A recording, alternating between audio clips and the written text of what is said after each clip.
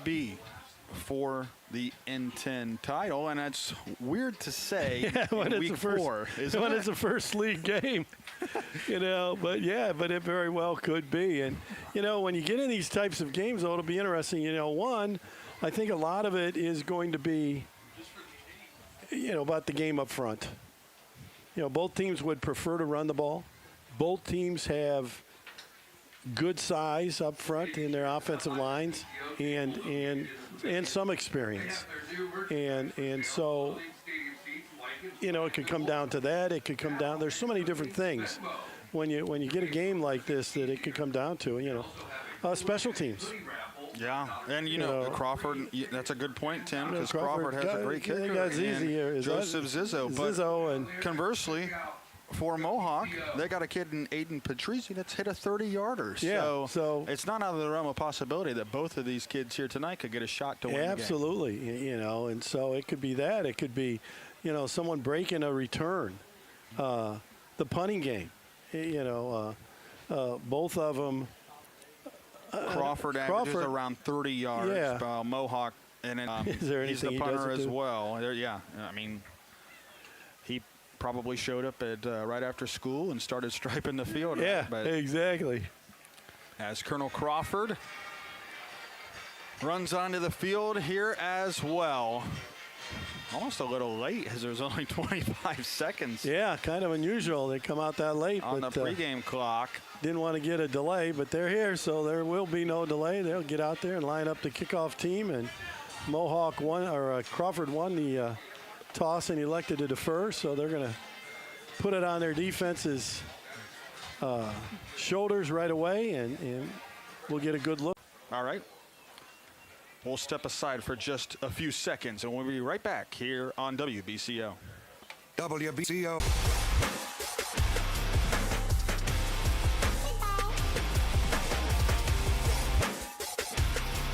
For 25 years, the team at Spreng Capital Management has helped you and your family through times of economic uncertainty. This experience and knowledge has helped us to guide you through numerous economic cycles, making us qualified to help you through the economic turmoil of today. When reviewing your own economic plan, let us help guide you along the right path. Call us at 419-563-0084. At Spreng Capital Management, we are here to be your financial partner.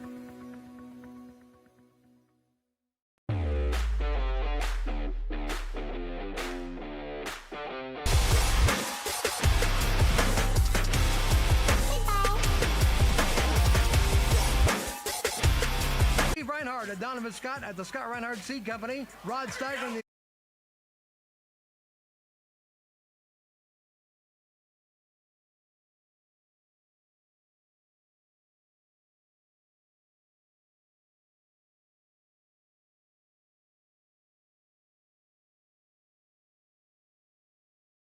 And back here on WBCO and the OH Report, Jared Moore alongside Tim Byrie. Opening kickoff by Brant Kirian, taken out to the 32 here for Mohawk, and they're going to start out on their own 32. 11:55 left here in the first quarter.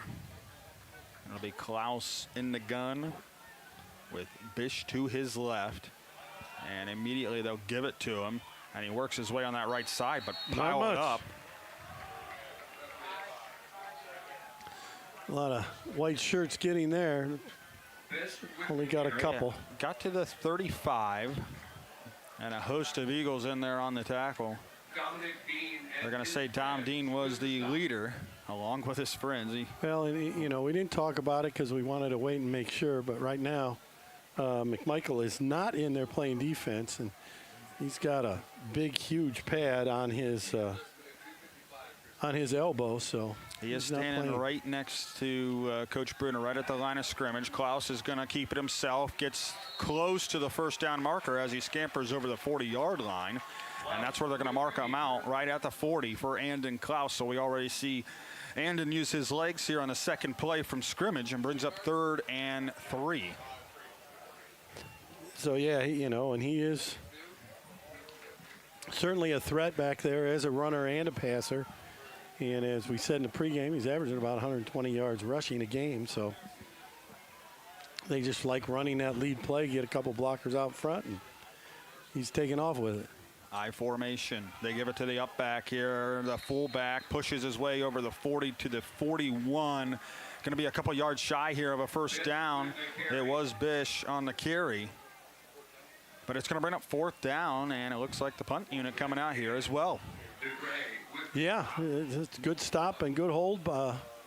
So especially if they get a 3 and out, let's see if they punt it. We got to remember that Klaus is also the punter. So they could do some creative things here. Decent field position, but I'm guessing they'll probably punt it. Yeah, 4th and 2. They do snap it back. Klaus puts it on the right foot. Line drive. It'll be Weithman taking it at the 25. Got Works some his way space along that left sideline. Weithman then wrapped up at the 46. I think that camouflage tricked us there, Tim. Came out of nowhere, and I think they're going to start around the 45, and they will. Yeah, good field position for Crawford on a nice return. It's kind of a line shot, so hard for the punt team to get down there and get it covered. So Crawford with great field position. Only really a net there, Tim, of what, like 13 yards? Yeah, not much. Let's see who they're going to open with a QB. It will be McMichael and in the backfield. Baker at quarterback, and they're going to go trips to the right. Empty on the far side. Baker in the shotgun. Fakes it to McMichael. Slant route to Weithman. Gets across the 45 into Mohawk territory. Spun down around the 42. Parker Weithman on a slant route. Easy pitch and catch. Picks up the first down. Yeah, just ran a slant. Delivered on time. Baker hitting him in stride. Nice 13-yard gain for first down for the Eagles. Weithman averaging 24 yards a game, or 24 yards a reception, 113 yards per game. Are going to pistol set it here. McMichael finds a gap on that left side, and then he's upended close to the 35 at the 36. So about a 6-yard gain there, Tim. Yeah, nice gain on first down. Just running off tackle, and they got a nice down block from their guard and tackle, and a kick-out block by the lead. But, you know, they also know that Baker will pull it on that, so you know, you got to stay home. Again, McMichael, left tackle, cuts it back. McMichael stood up at the 37. Be close. And that's going to be about a yard shy, or a half a yard. Went out of a two-back set, one on each side of Baker that time, and gave the ball to McMichael. And he looks like it doesn't look like he's favoring that elbow or worried about getting banged on it. It's pretty taped up and got a lot padded up, so you know, hopefully he can make it through the game, at least playing one way. There'll be Powers stacked up with him back there. They'll give it to McMichael. Gets across the first down marker as he stutter steps. Powers his way inside the 25 and then is pushed close to the 20. So Connor McMichael keeps the legs churning, picks up the first down. And now at the 22, it's 1st and 10. Yeah, nice push. It looked like he was going to go get the first down and gain like 3 or 4 yards. But as you see on the replay from the OH report, they just kept pushing the pile, and he kept sliding around and ends up with 11-yard gain. Another first down. So 1st and 10, 8:30 to go here, first quarter, no score, and I think we're going to have a timeout as the officials converse. And yes, we will have a timeout. I think they're doing something with the clock. Yeah, I'd say Crawford is taking the timeout, and then He's Mohawk giving that is staying signal on again. the field. That's It's like something to do with the play That's clock. resetting the play clock. Yeah, we've It's seen that. interesting how they We've got a seen that quick signal timeout enough. on We there. should be figuring out what it Yeah. means. But so the play clock at clock is reset, 25. and I think they want something done with the game clock. Not really saying anything, are they? Oh, we got 82 minutes now. I mean, we've had some pretty long first quarters this year. That could be a long one, 82 minutes. We might be here a while. It wouldn't be any different than normal, Tim. Well, An 82-minute. I had a quick one last week. I wasn't with you. You weren't on WBCO though, so you had it. I was on QEL, and so you got out of there a little quicker. It's the curse. Yeah, we're having trouble with doing that. You know, I love the technology.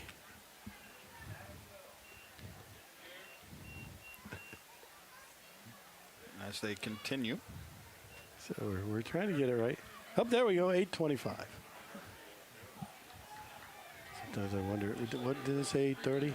Yeah, Can we turn it on and go down 5 seconds and turn it off?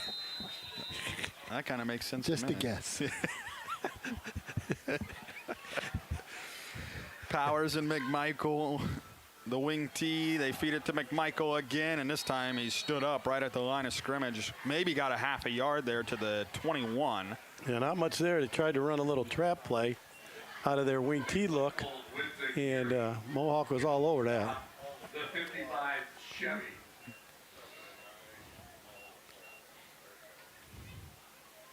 So So it'll be second down and 9 here from the 21.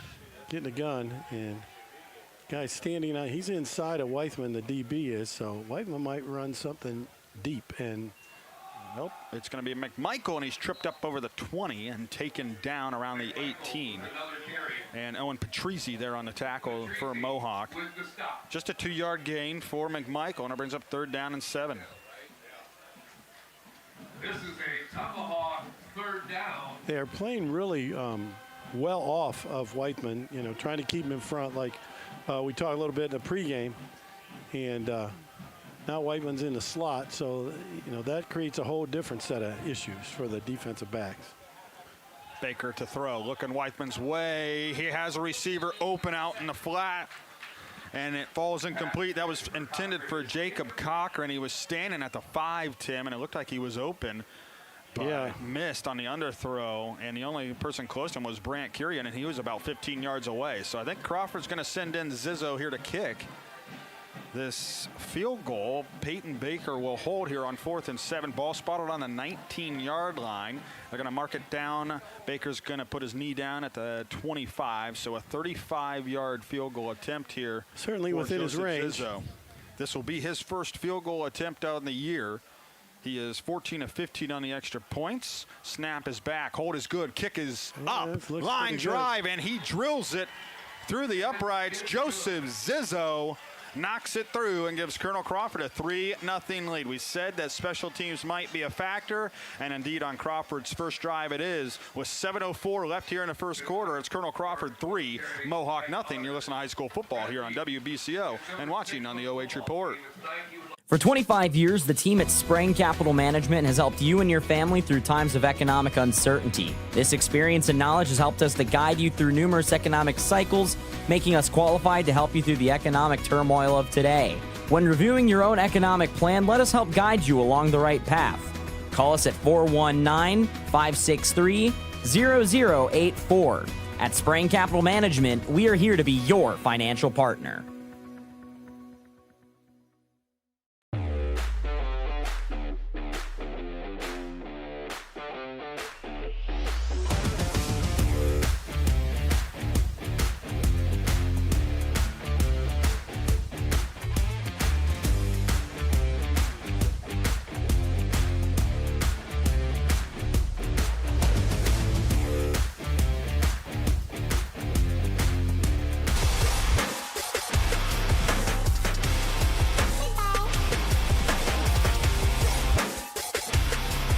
Zizzo kickoff inside the 20, goes out of bounds, so Mohawk will be set up with some pretty good field position here on their second drive, but Joseph Zizzo giving Colonel Crawford a 3-0 lead on a 35-yard field goal, knocked it through the uprights. Tim, we talked about it in the pregame.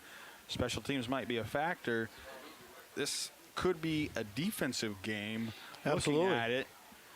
Here with 7:04 left in the first quarter, so all points are going to matter here tonight. Both teams had a possession, and Mohawk went 3 and out. Crawford gets a couple first downs, gets it in, and gets points. And you're looking for every possession. If you can get some points, you're in pretty good shape. So let's see what Crawford or Mohawk comes up with on this series. See if they can get a couple first downs, move the ball a little bit. Klaus in the gun, standing at his own 30. Ball spotted on the 35-yard line. They'll hand it off to Bish. Finds a seam up over the 40 and then pushes his way to the 43. Yeah, like call it, kind of run what they call the counter tray, but a nice 8-yard gain there, pulled the guard and the tackle, and so he had 3 guys out in front of him. Nice 8-yard gain on first down. You don't really see this often, Tim, but Bish is averaging 10 yards a carry. That's pretty good. 21 yards. That's a first down every time he carries it. That's pretty good. He'll carry it again. This time he stood up and dropped back at the 42. And in there, the first one to hit him was Walker Kramer. And then I think Dom Dean came up and cleaned up the mess. It up. Got a big hit there. And so now brings up a crucial, again, 3rd down and about 2. Yep, and the last time they were in this spot, 3rd and 3, and they didn't get it. Only got a yard, so 3rd and 2. Bish standing next to Klaus. Is going to do something with his legs I think he's going to take it himself. But they've worked it outside, and they've been successful, Tim. And it seems like every time they go inside, that's where it's kind of gotten jammed up on the inside.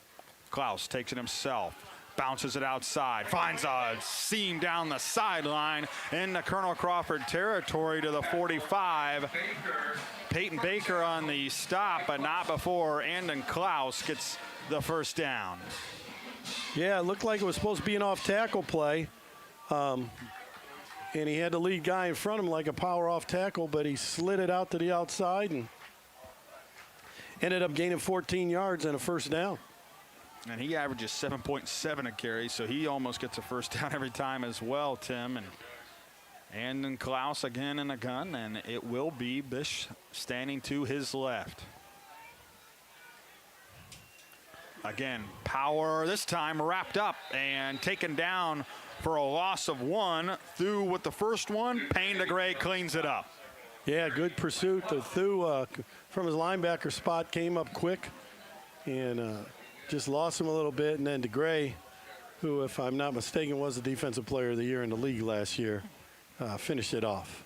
The older DeGray, I believe it is. Yes, Payne DeGray, the senior. It's hard to believe. It seems like he's been around forever. Yeah. 2nd down and 10 here for Mohawk on the Crawford 46-yard line. It'll be Patrizzi in motion. He will get a 5-yard head start, and it will be a false start. That'd be motion in Canadian football.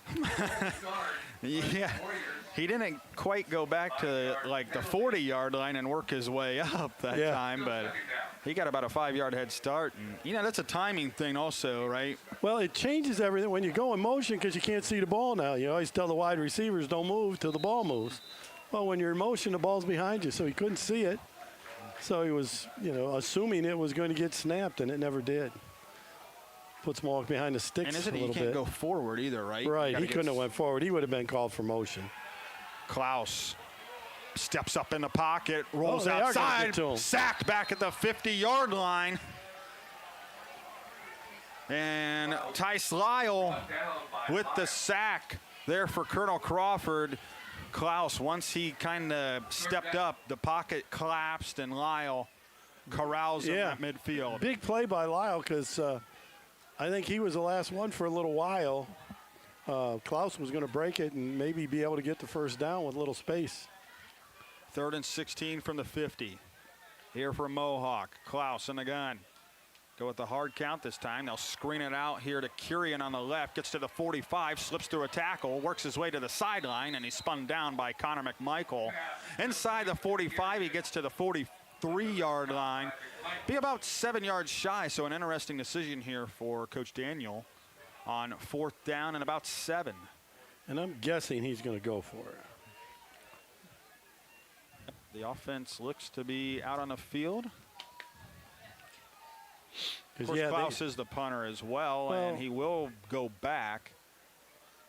So but you better be careful here because I thought the last time they subbed a few guys on the punt team, and I don't think they subbed anyone. They subbed a few. Did they? There was one that ran on late as well. Klaus does drop it, and this is going to be a decent punt.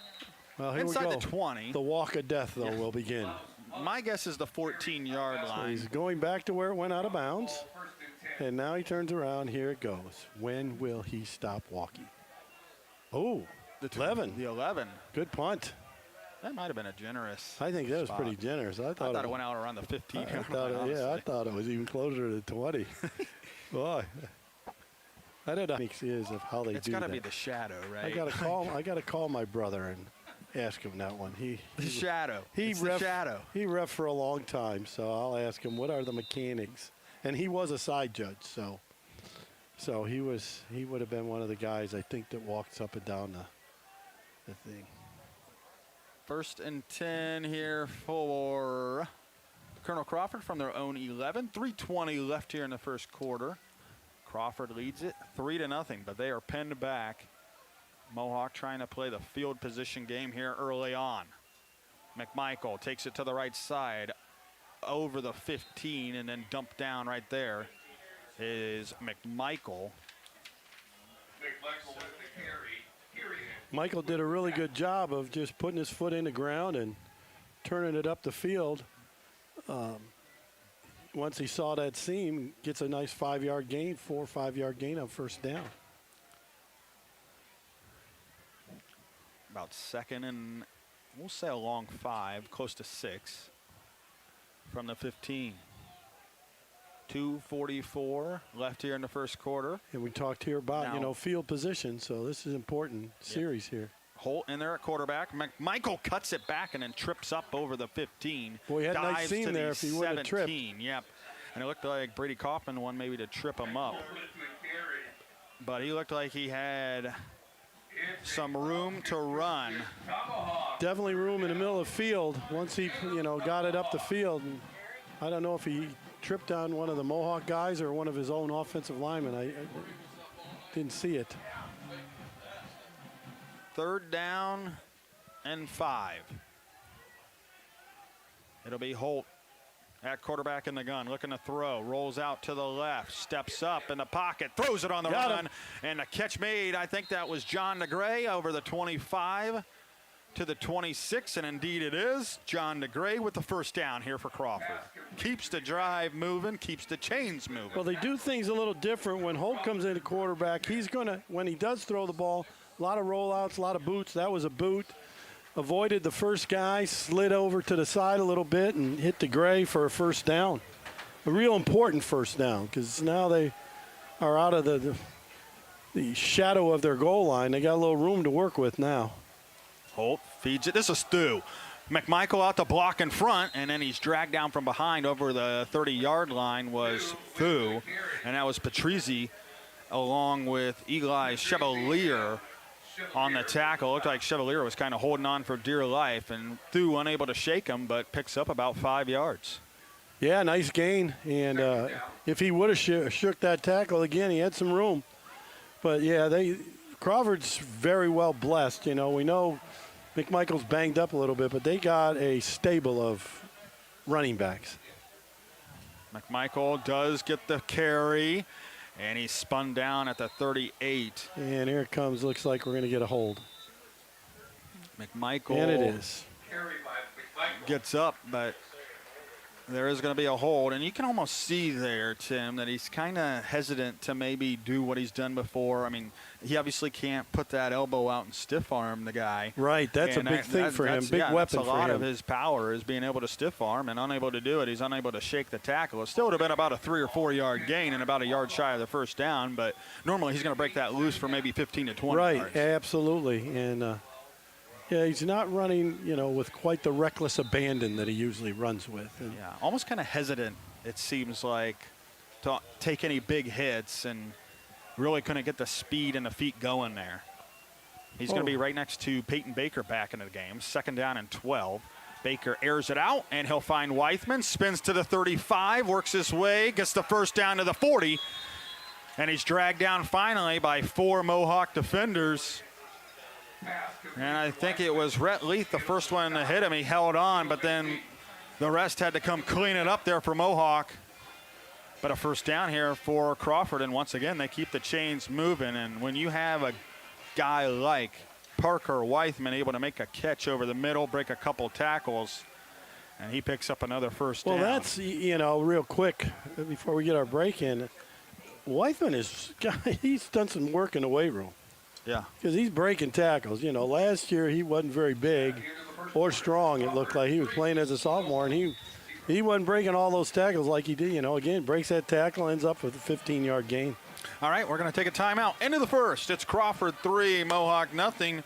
You are listening to the Lewis Family McDonald's of Bucyrus and Gallion Game of the Week here on WBCO and watching on the OH Report.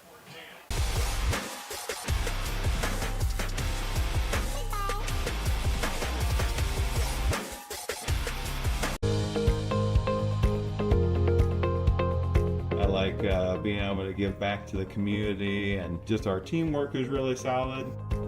It makes it an incredible place to work because a lot of people enjoy what they're doing and want to help out. You get to learn every day. You get to meet very unique people. I get to interact with everyone from the clinical staff to the administrative staff. Everyone has something to offer. It's kind of like a million puzzle pieces coming together to make one large, beautiful piece.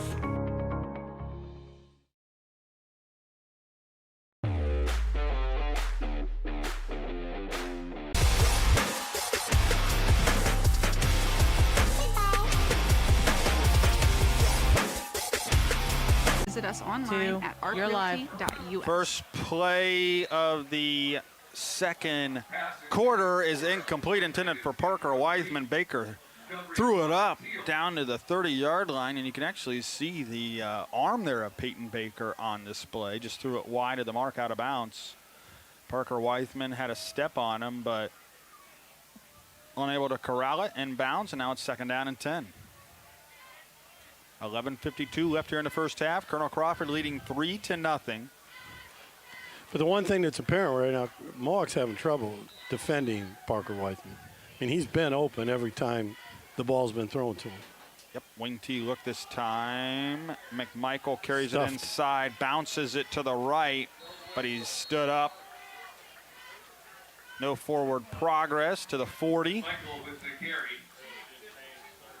So no gain on the play. It's 3rd and 10. Stop. Period.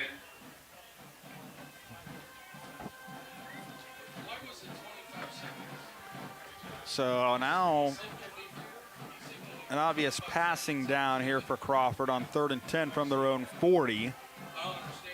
Bring in a couple of sets of receivers. Right, a couple more. Yeah, Winter, Stellar, and Cochran out here staggered up to the left. Weithman wide to the right. Baker drops, throws, and Weithman falls to the grass, and it's short of him and incomplete. I think his feet got tangled up there, and then kind of a timing route, and Baker already had it out of his hands by the time Weithman was on the grass, and now Crawford will punt for the first time. but it's still a really nice drive by Crawford. They get out, yeah, like you said earlier. Now they on got the some drive. room. They can flip the field a little. Now we got reset the play clock again. Hopefully we don't have to reset the game clock again. I think we're good there. I don't know why they're resetting the play clock either. Since 11:04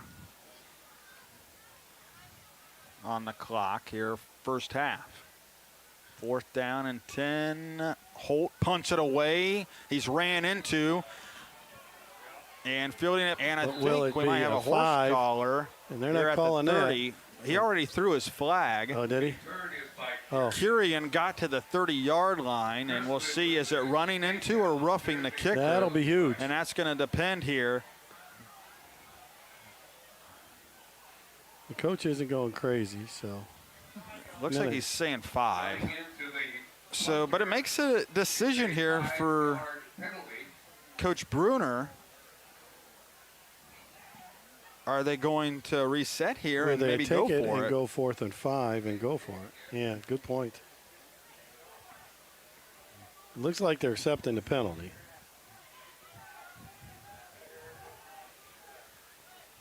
But is he going to put the offense out there? It looks like he's putting the offense out there possibly. Let's say I see Weithman back in there. Although he's still Booth's got, in I don't know there. if Holt is back there to punt,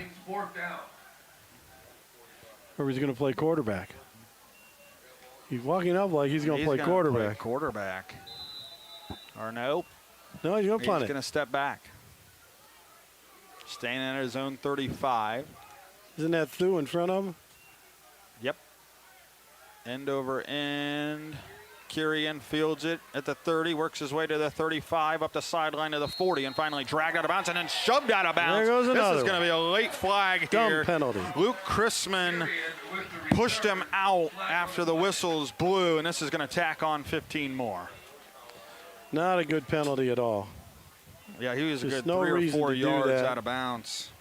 You know, he rode him out of bounds. The whistles blew, and he pushes him.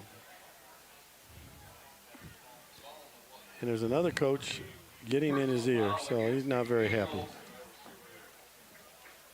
15-yard penalty. You know, you want to be aggressive, but, you know, you just can't do Penalties like that. give them penalties, give them free 15 yards. Your defense is settling in, playing pretty good. You don't want to give them this great field position now inside the 45-yard line.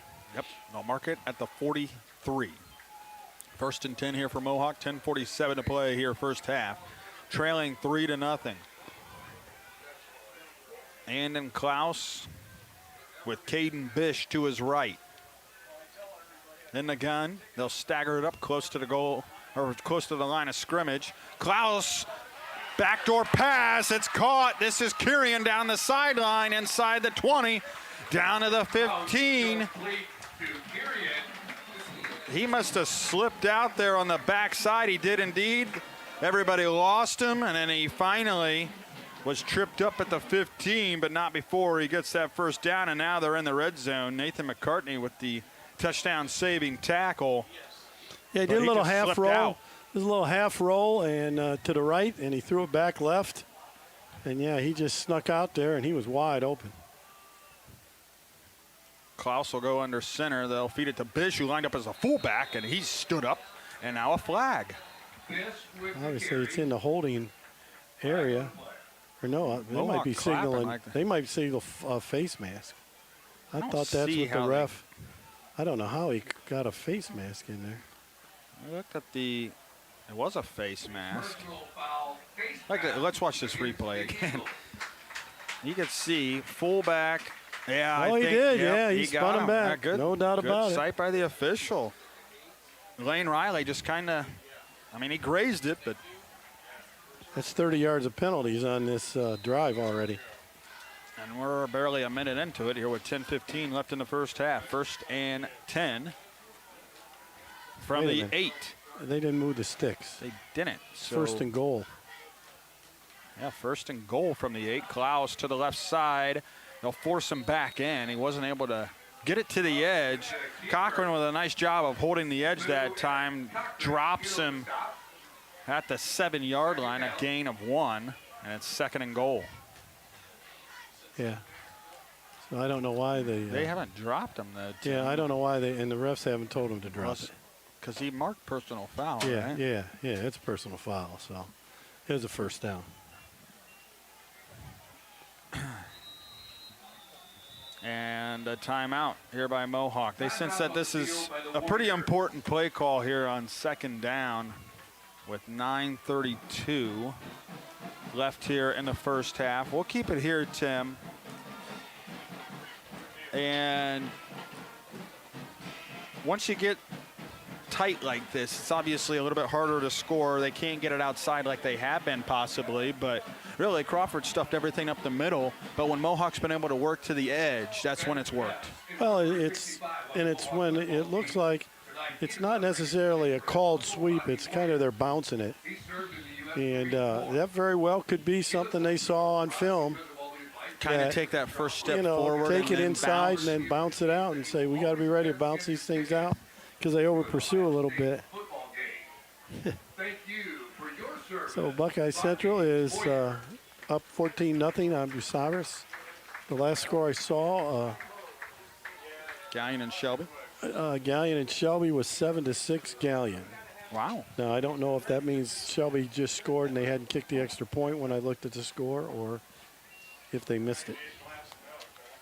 And Ontario and Clear Fork, I think, was 7-3 Clear Fork. And we'll whistle before the play. Ref is coming in and pointing somewhere. And, oh, they score again. Tigers score again. Up 14-6 now. So thanks to Anthony Cotchell for that update. Here we go. They're in a little pistol formation now. Second down. Bish will now go to the left here of Klaus. He'll be the lead blocker for Klaus on the interior. Inside the 5, dives around the two. Why are they singling first? I still don't understand. What is that all about? They must have been an only 5-yard penalty there on that face mask. They're going to hurry it up. Klaus on the inside. Did he get in? He did. And then Klaus from a yard out. Mohawk on top.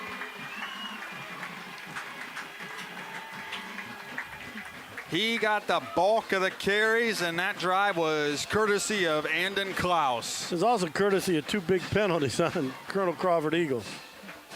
Indeed it was. Huge penalties to extend the drive. And with 9:13 here left in the first half, Mohawk will attempt the extra point. So I finally figured out on the personal foul, it was a first down, Jared, but it was only half the distance to the goal line. Offside. Thought it would have been an automatic first down. But it's still, well, it was, because they got that on second down, so they'd already ran a play. So that's the only thing I can figure out, that's how it went. Well, anyways, they scored regardless. So it was never first and goal. Aiden Patrizi to attempt the extra point.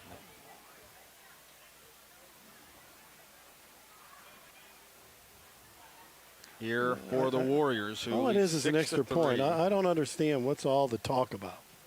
Kick the darn extra point. Why do we got to have a conference before we kick an extra point? I mean, it's not like the clock's going to be moving. No, the clock's not moving on anything. Snap the ball. He already snapped it once and kicked it through. Now he's got to do it again. Oh, they'll try again. He banged that one. Man, he's got a leg. Boy, That's Patrizi. He nailed that one. And Mohawk with the 7-3 lead, courtesy of Andon Klaus on a 1-yard touchdown run. 9:13 left here in the first half. You're listening to high school football here on WBCO and watching on the OH Report. I like being able to give back to the community, and just our teamwork is really solid. It makes it an incredible place to work because a lot of people enjoy what they're doing and want to help out. You get to learn every day. You get to meet very unique people. I get to interact with everyone from the clinical staff to the administrative staff. Everyone has something to offer. It's kind of like a million puzzle pieces coming together to make one large, beautiful piece.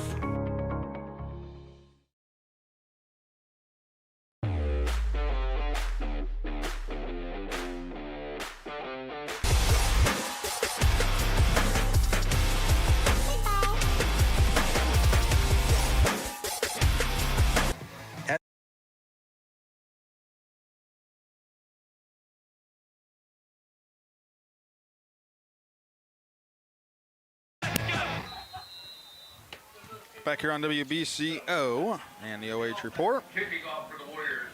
Jared Moore alongside Tim Byrie and the Klaus with a 1-yard touchdown run to give Mohawk the 7-3 lead here over Colonel Crawford.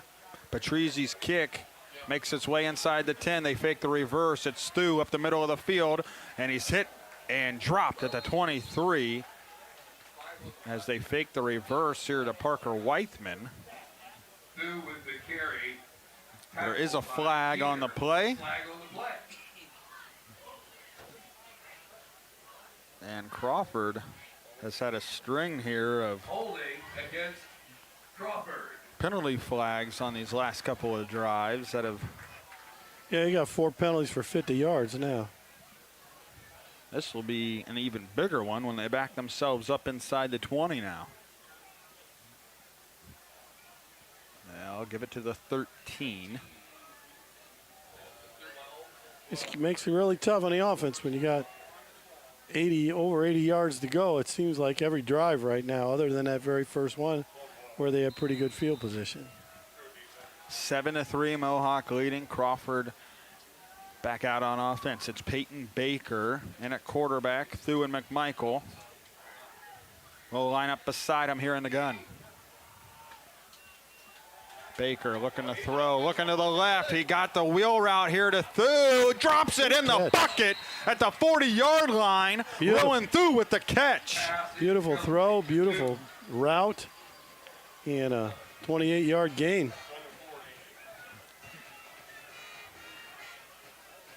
So a first down. They move once again, Tim. You talked about it on the last drive. They move out of the shadows of their own goalpost, and now a 1st and 10 from their own 40 on the connection from Baker to Thu. It'll be Parker Weithman, the lone wide receiver, on the far side. They'll give it to McMichael. Cuts it back inside on the left hash. Keeps the legs rumbling and gets to the 48. Now that time he ran, I thought he ran really hard that time. You know, made a cut back a little bit on the OH.REPORT replay. Nice 9-yard gain, 8-yard gain on first down. So 2nd down and 2 here. Ball spotted on their own 48-yard line. 8.5 to go here first half. Crawford trailing by 4. It'll be once again Weithman split out.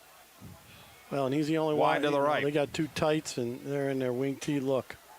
McMichael again, left side, gets to midfield, gets the first down, pushed back at the 48 into Mohawk territory, but he does get the first down. Carrying on the tackle there for Mohawk, but Connor McMichael once again keeps the chains moving. 5th first down for the Eagles.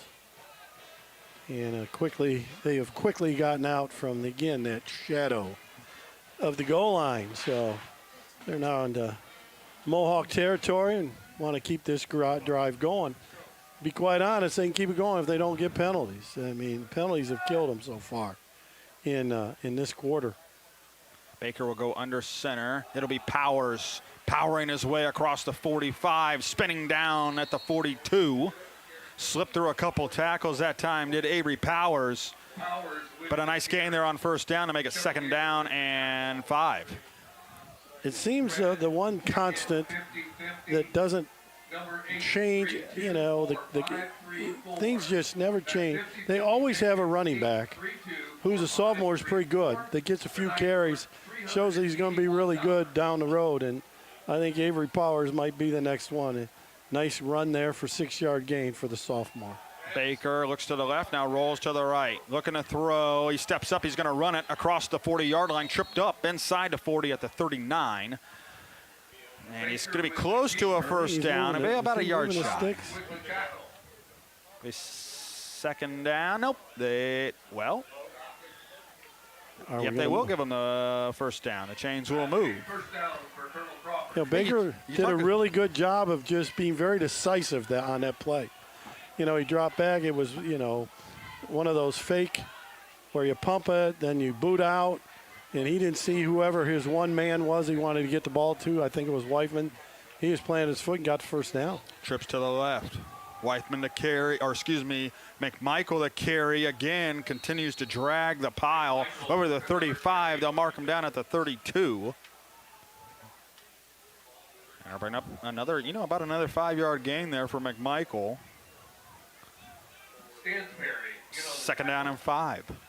Well, he's got 46 yards on 11 carries, so a little bit over 4 yards a carry.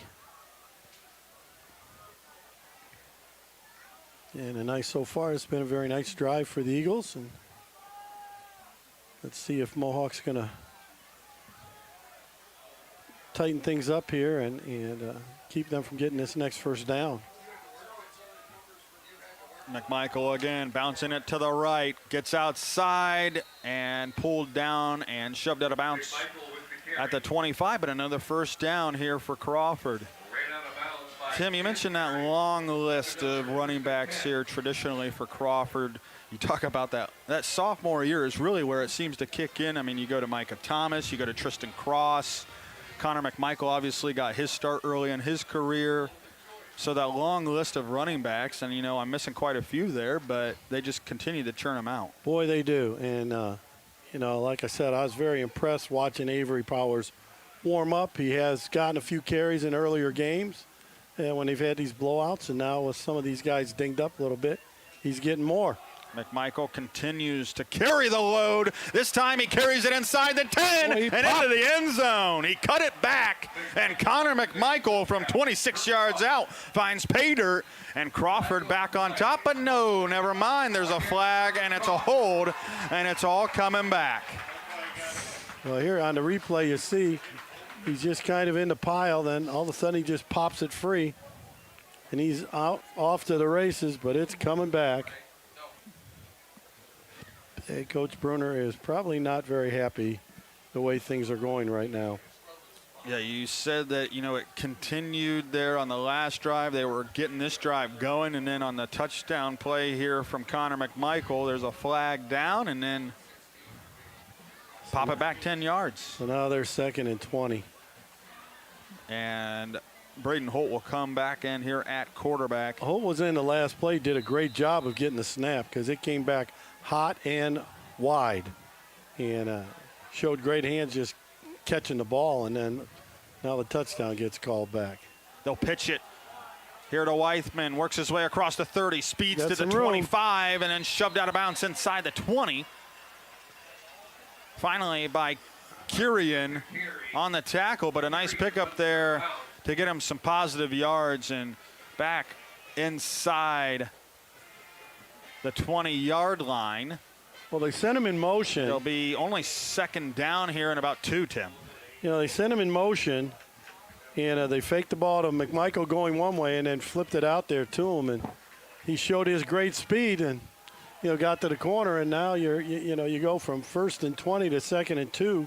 Yeah. You're in pretty good shape. Didn't look like he had a lot of room on the edge, but once he turned on the Jets, Tim, he got past the defense and made him pay. Baker's going to keep it himself this time, and he stood up and dropped at the 18. I don't think he got anything, maybe a yard. Might have got a yard. Moved a little bit. So. And Stansberry with the tackle. It'll be about 3rd and 1. I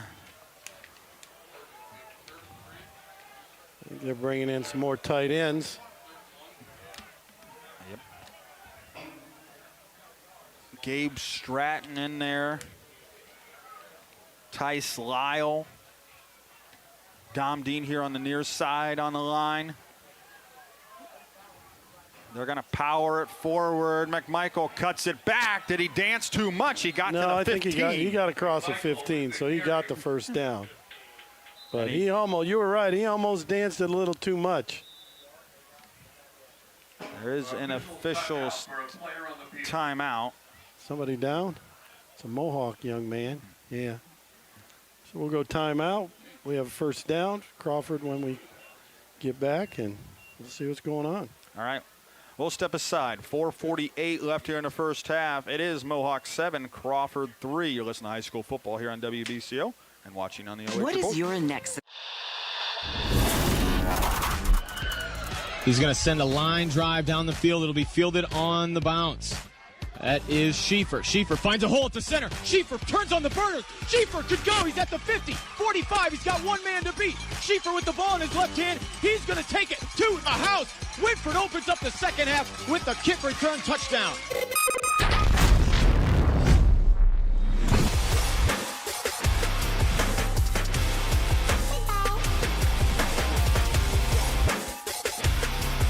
And the OH report, Jared Moore alongside Tim Byrie. 1st and 10 here for Colonel Crawford from the 15 in the red zone. With 4:48 to go here first half.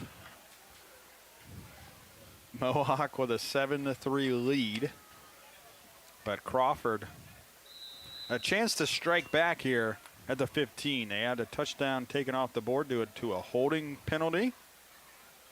Looking to see if they can knock this one in. Well, to their credit, they overcame that one. Now they got to get it in the end zone.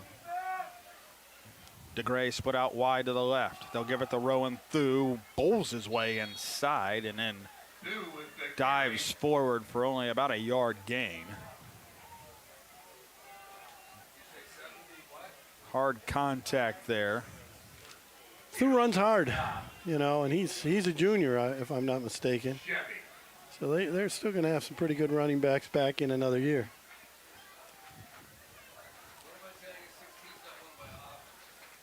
Four minutes remain here in the first half. Well, Crawford needs to get 7 out of this one. They don't need another field goal. They'll also get the ball here after the half. McMichael held at the legs and shoved back. He got to the line of scrimmage, and that might be about it. McMichael, gang tackle. I think Jagger Eckleberry in on the tackle.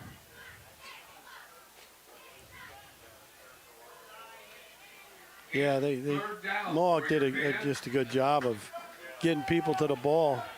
I think Eckleberry was the first one there, and then he was joined by a bunch of guys as Eckleberry was hanging out for dear life on his one ankle. 3:15 remains here, first half. 3rd and 7 from the Mohawk 12. Baker to McMichael. Works his way to the outside, to the 15, to the 14, and that's going to be a loss here for Connor McMichael. Maybe a loss of 1 as he tried to get to the outside. He could not. They shoved him out of bounds, and it looks like the kicking team will come back on. It's 4th down. I think you could tell by that call, Tim, that if they were going to gain a few yards, they were going to go for it, but they got nothing, and now they're going to kick the field goal. So Zizzo, he was perfect on his first one from 35 yards on the first drive for Crawford.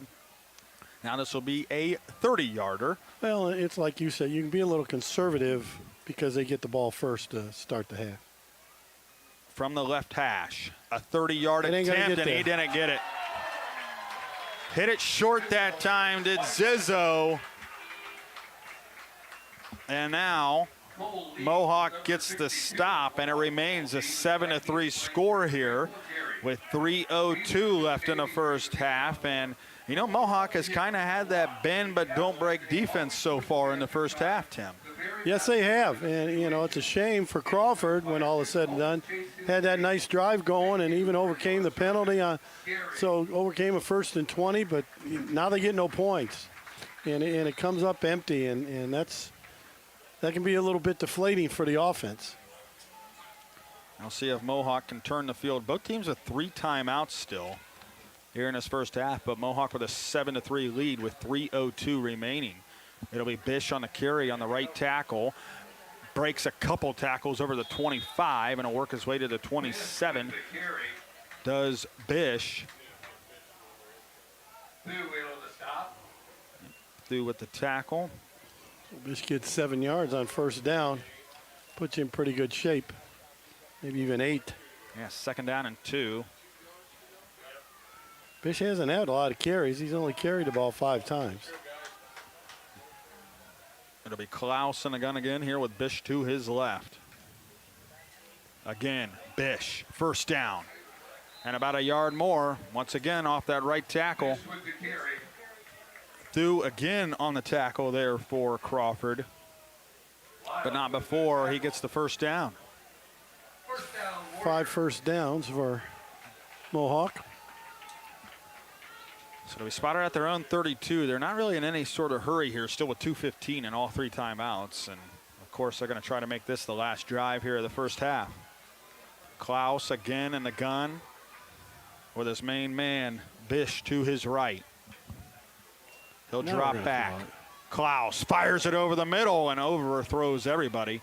Intended for Brant Curian, the 5'9" senior, but he throws it too strong, and it's incomplete. 2nd down and 10. They just had everybody running streaks. Everybody and he was running right down. The Curian was running right down the hash mark, but and you could see he threw it over his head. The cannon there on Klaus. He got a good that arm. Time. You got to put a little touch on that thing, though. Klaus again in the gun.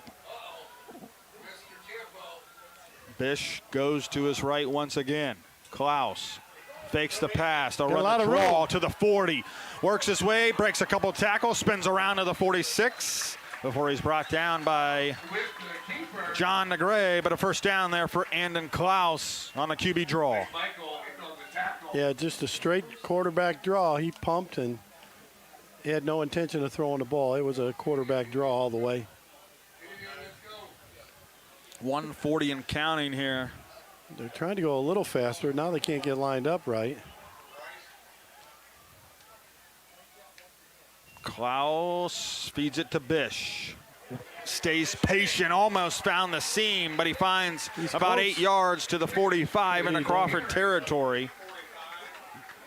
You can see the patience there that time from Caden Bish, who averages over 10 yards a carry. This time he gets 9, and there's 1:05 on the clock. Klaus to the outside, gets the first down to the 40, continues to pull the pile forward to the 37.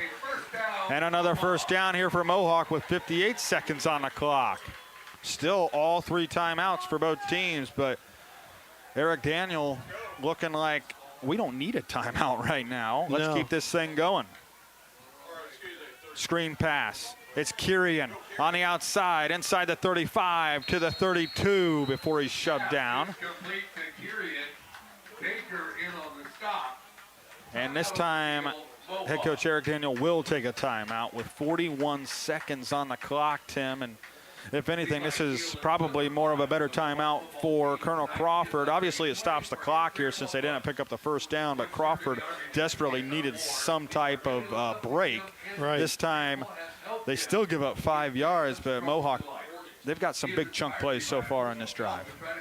Yeah, you know, and most of them have been on the ground. And so they're still doing a pretty good job moving the ball.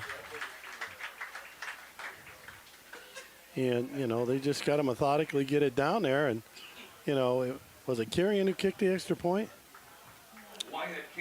No, it was Patrizzi. Patrizzi, and he, you know, that extra point, first one didn't look like he had much like the second one. He bombed that thing, so, you know, they might be able to get it down here and get into field goal range. He has made a 30-yarder. That's been his only attempt so far this year, but that maybe looked like it would have been good from 40. Yeah, he hit that thing well. So let's see what we're gonna come up with here.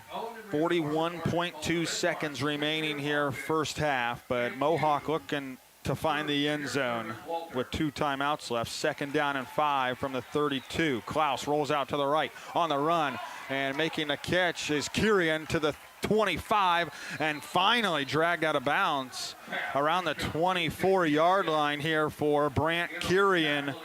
Once again makes the catch, and Mohawk, and that time he did get out of bounds, so it stops the clock here with 31.4. So they saved the 2 timeouts. And really anything as far as play design is possible right now, Tim, for Mohawk. Oh, absolutely. The whole bag's open. They, you know, still got plenty of timeouts. And so they still got the 2 timeouts in their pocket. And so they certainly can run the ball. Maybe a quarterback draw, maybe a screen pass. And Crawford's going to take a timeout this time. Let's go ahead and take one as well. 31.4 left here in the first half. It's Mohawk 7, Colonel Crawford 3. 1st and 10 coming up here for the Warriors on WBCO and the OH Report. He's going to send a line drive down the field. It'll be fielded on the bounce. That is Schieffer. Schieffer finds a hole at the center. Schieffer turns on the burners. Schieffer could go. He's at the 50, 45. He's got one man to beat. Schieffer with the ball in his left hand. He's going to take it to the house. Whitford opens up the second half with the kick return touchdown.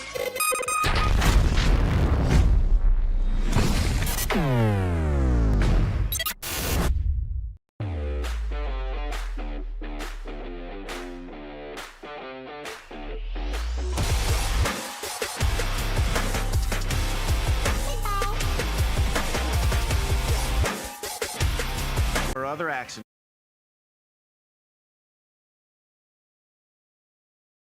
Hope you return to your active lifestyle. Tell your doctor, I want my rehab at Mohican 5, Sports Medicine, 4, 351 3, South Lane Street, 2, Bucyrus, you're live. behind People's Savings and Loan. Back here on WBCO in the OH report.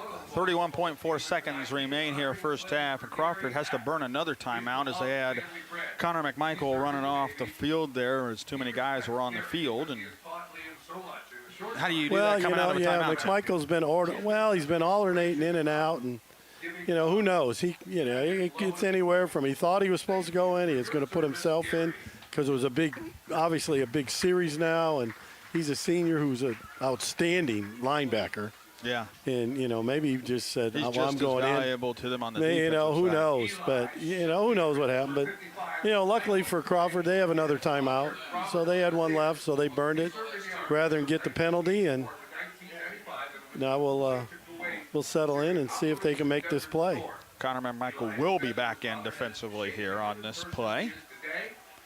31.4 seconds remain here in the first half. Mohawk with a 7-3 lead. Ball on the Colonel Crawford 22-yard line with a 1st and 10. They'll send Teal in motion to the left side. That'll trips on the far side. Crawford brings pressure. Bish picks it up. Klaus with the throw, and it's deflected at the line of scrimmage. I think Chrisman got a hand on it there for Colonel Crawford, but they brought some heavy pressure that time, and Klaus steps up and throws. But, yep, it was Chrisman with the deflection, and it falls incomplete. Probably fortunately for Mohawk there because it looked like he was throwing into double coverage. There was good coverage, no doubt about it, and I really didn't see anyone open, and he was going to try to squeeze one in there. And you got to be careful. Parker Weithman roaming around out there on that left side. Yeah, Weithman is a very good corner out there. 2nd and 10, 25 seconds and counting, and Klaus is sacked back at the 30. That's a defensive he took player a of the sack year from Payne to Gray.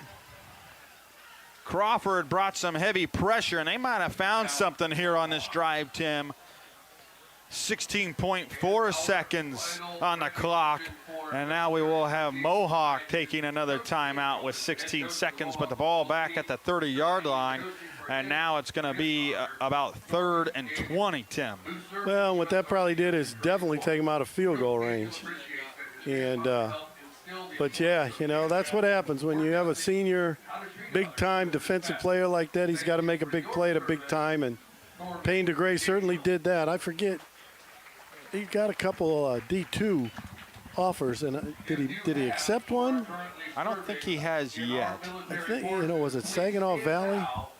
Who, if it's Saginaw Valley, they've been the D2 national championships multiple times up there in Michigan, and they got a great Division II program. If somebody I know in the area is going to Saginaw Valley State. So it'll be 3rd down. Probably about, 16 to 17. Ball spotted at the 30. Klaus they didn't block him again. Oh, they held him. Coming again. He holds on. The ball is loose. Payne DeGray came from behind and knocked it loose, but it goes out of bounds at the 30-yard line. There is a flag. I think that's the fumble thingy. Oh, no, there's another flag. Back there. He got held. Payne DeGray got held. He knocks the ball loose on the strip sack, but it goes out of bounds at the 30. So Mohawk will hold on, but this is where if you take the penalty, it pushes them all the way back at the 40-yard line. I think you take the penalty. I think you take the penalty, too. Because you still have 9 Because it's a spot seconds. penalty, and it's way back there.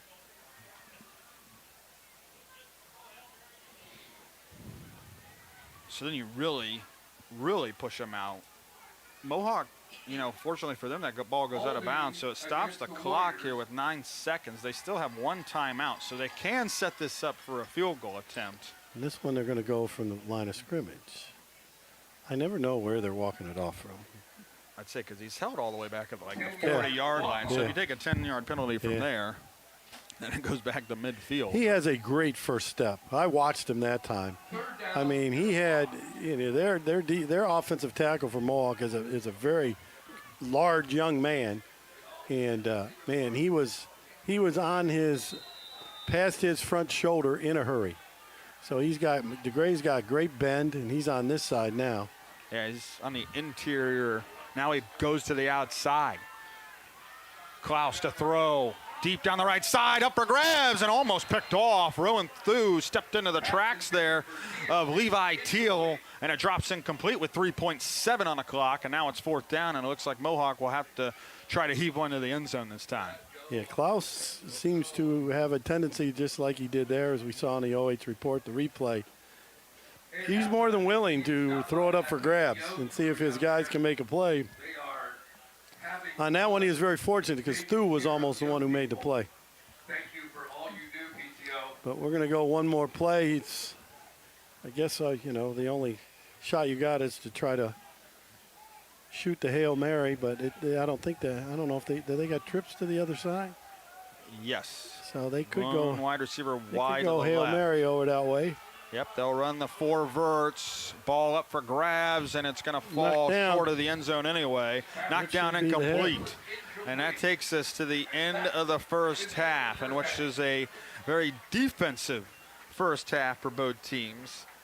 Both teams put up a couple of drives, kind of like a bend but don't break defense there for both teams, especially late in the first half. And Mohawk will take a 7-3 lead into the locker rooms here over Colonel Crawford. Andon Klaus, a 1-yard touchdown run. Joseph Zizzo, a 30-yard field goal, and that's where we stand. Mohawk 7 and Colonel Crawford 3. Stay tuned for the Ohio News Network halftime show. Stay with the OH Report for the halftime show of both the Colonel Crawford and Mohawk bands. We'll rejoin you here after a bit, but our score at halftime, once again, it is Mohawk 7, Colonel Crawford 3. You're listening to the Lewis Family McDonald's, a Bucyrus and Gallion Game of the Week here on WBCO, along with watching on the OH Report.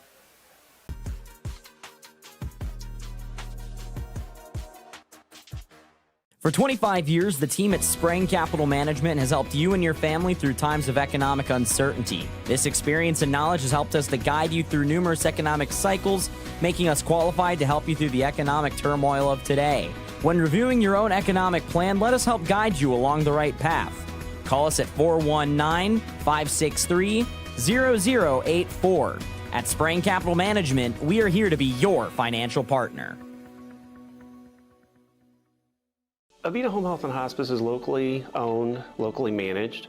All of our staff, our board, everybody are members of the local community. Our medical director is a member of our local community and has practiced in Bucyrus for over the last 10 years. When you call in, you're getting a local person. The nurses that you talk to all live, work, and recreate in your community. I mean, I've been doing this for 16 years and I've taken care of 3 generations of some families. We're the hometown people. Take a look at all the action from Friday Night Football right here in North Central Ohio with great analysis, highlights, coach interviews, and so much more every single Friday night right here on the OH Report.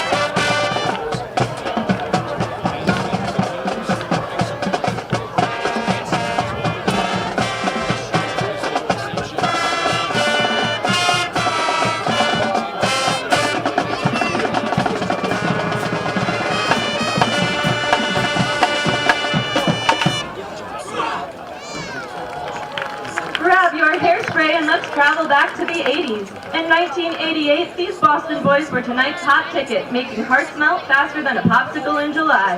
Join the Eagle Band as we strut our stuff, no mullets required. With new kids on the blocks, you've got it, the right stuff.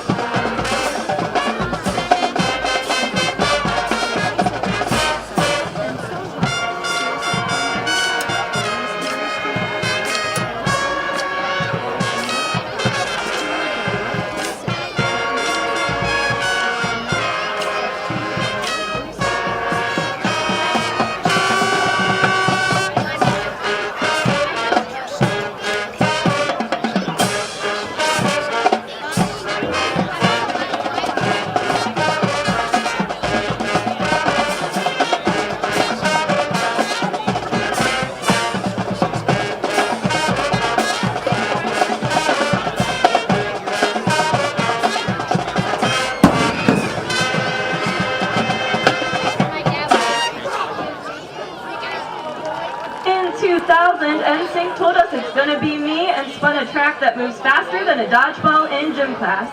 Your CCHS Marching Eagles are ready to dance away the ordinary with the song that keeps the party poppin'. Wave it out for NSYNC's Bye Bye Bye.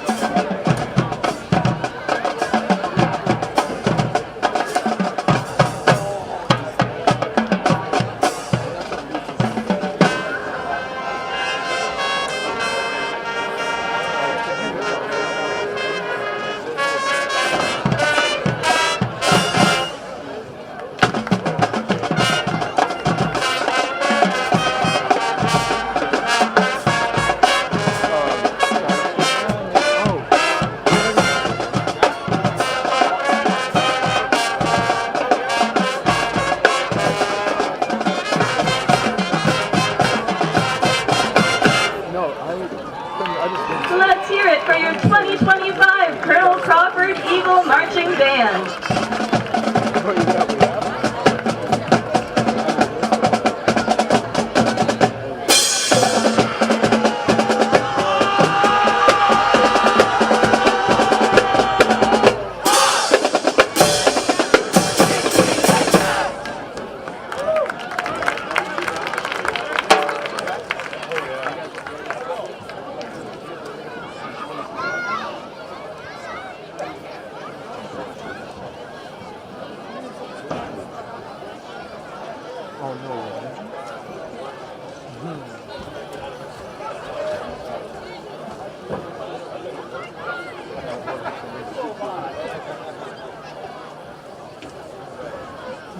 That's it.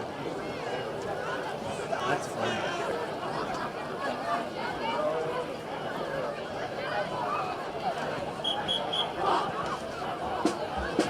Good evening, ladies and gentlemen.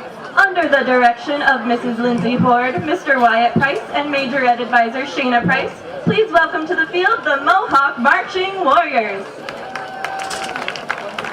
Tonight, the Marching Warriors pay tribute to some of our favorite rock and roll classics.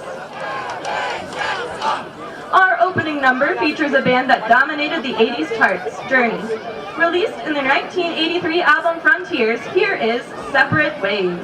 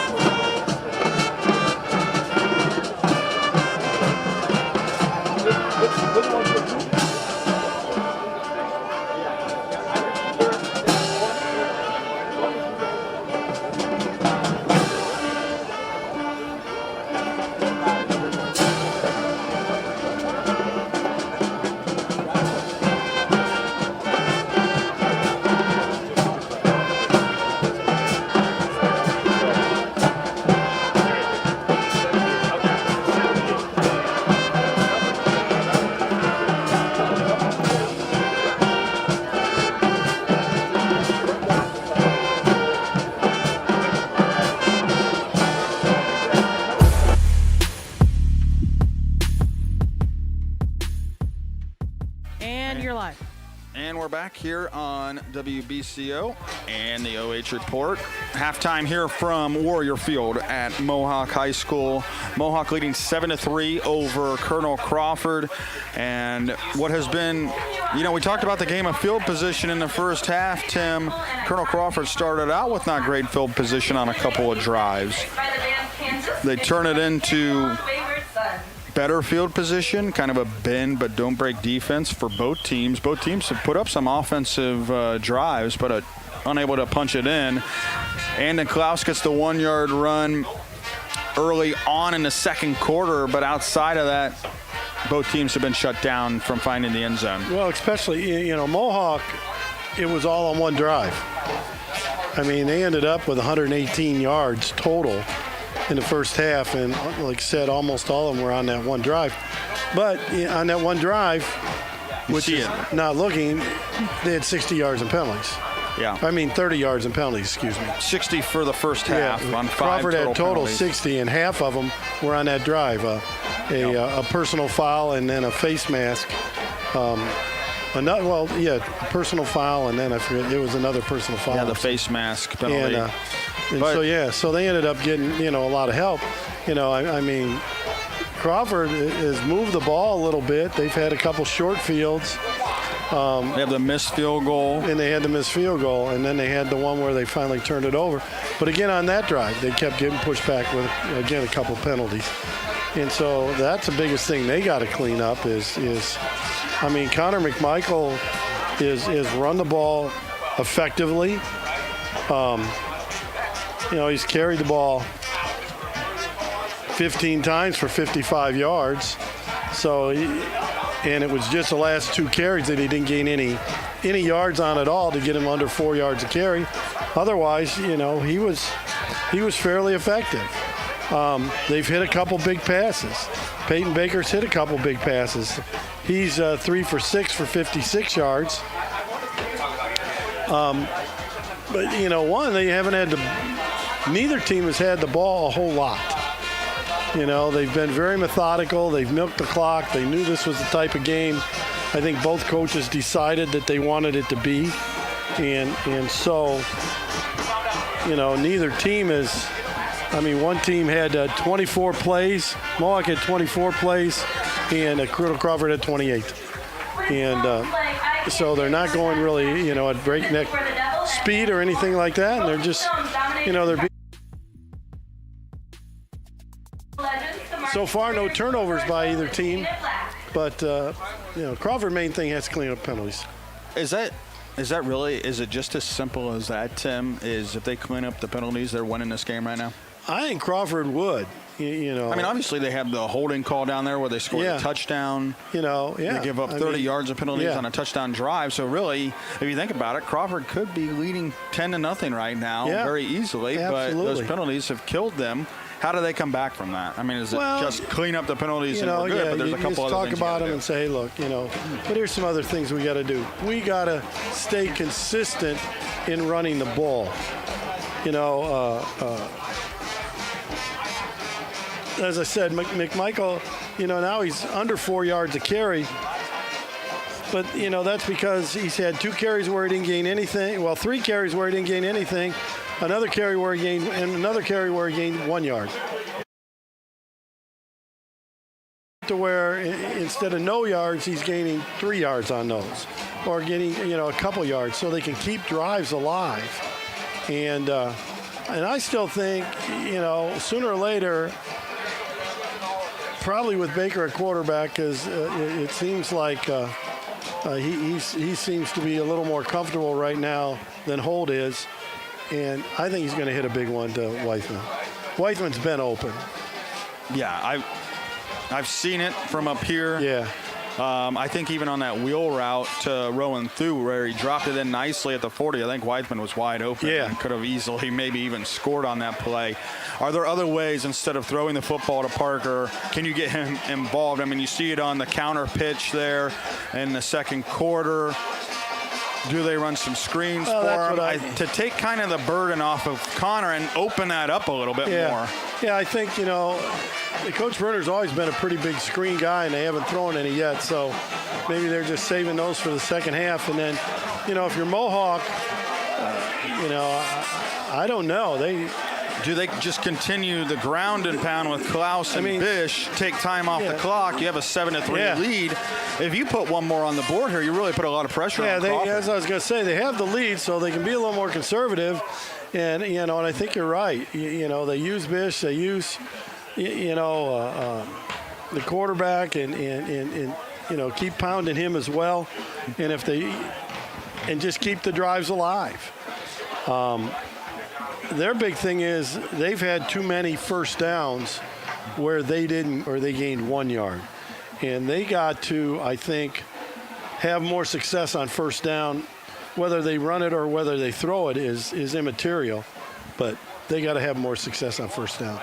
And, I don't know. I'd be running, I'd run Klaus. Before he had the sack, He had it 46 yards on 8 carries, so he's averaging over 5 yards, almost 6 yards a carry. And Bish, he hasn't carried the ball as much. He's got 31. He's got 7 carries for 31 yards. And but the problem has been he's been the guy. you look at it and you see them all of a sudden, the same thing I said with McMichael. And I think a lot of those carries are on first down for Mohawk, where, Klaus had runs of 1, 2, 2, 1, and Bish has had runs of 2, 1, and 0. And I think a lot of those are on first down, so they get behind the sticks a little bit. All right. Well, we'll see what happens here in the second half. We'll take a timeout. It is our score at halftime. Mohawk 7, Colonel Crawford 3. Stay tuned. We'll have third quarter action coming up here between Mohawk and Crawford. That's coming up here on WBCO and the OH Report. He's going to send a line drive down the field. It'll be fielded on the bounce. That is Schieffer. Schieffer finds a hole at the center. Schieffer turns on the burners. Schieffer could go. He's at the 50, 45. He's got one man to beat. Schieffer with the ball in his left hand. He's going to take it to the house. Whitford opens up the second half with a kick return touchdown.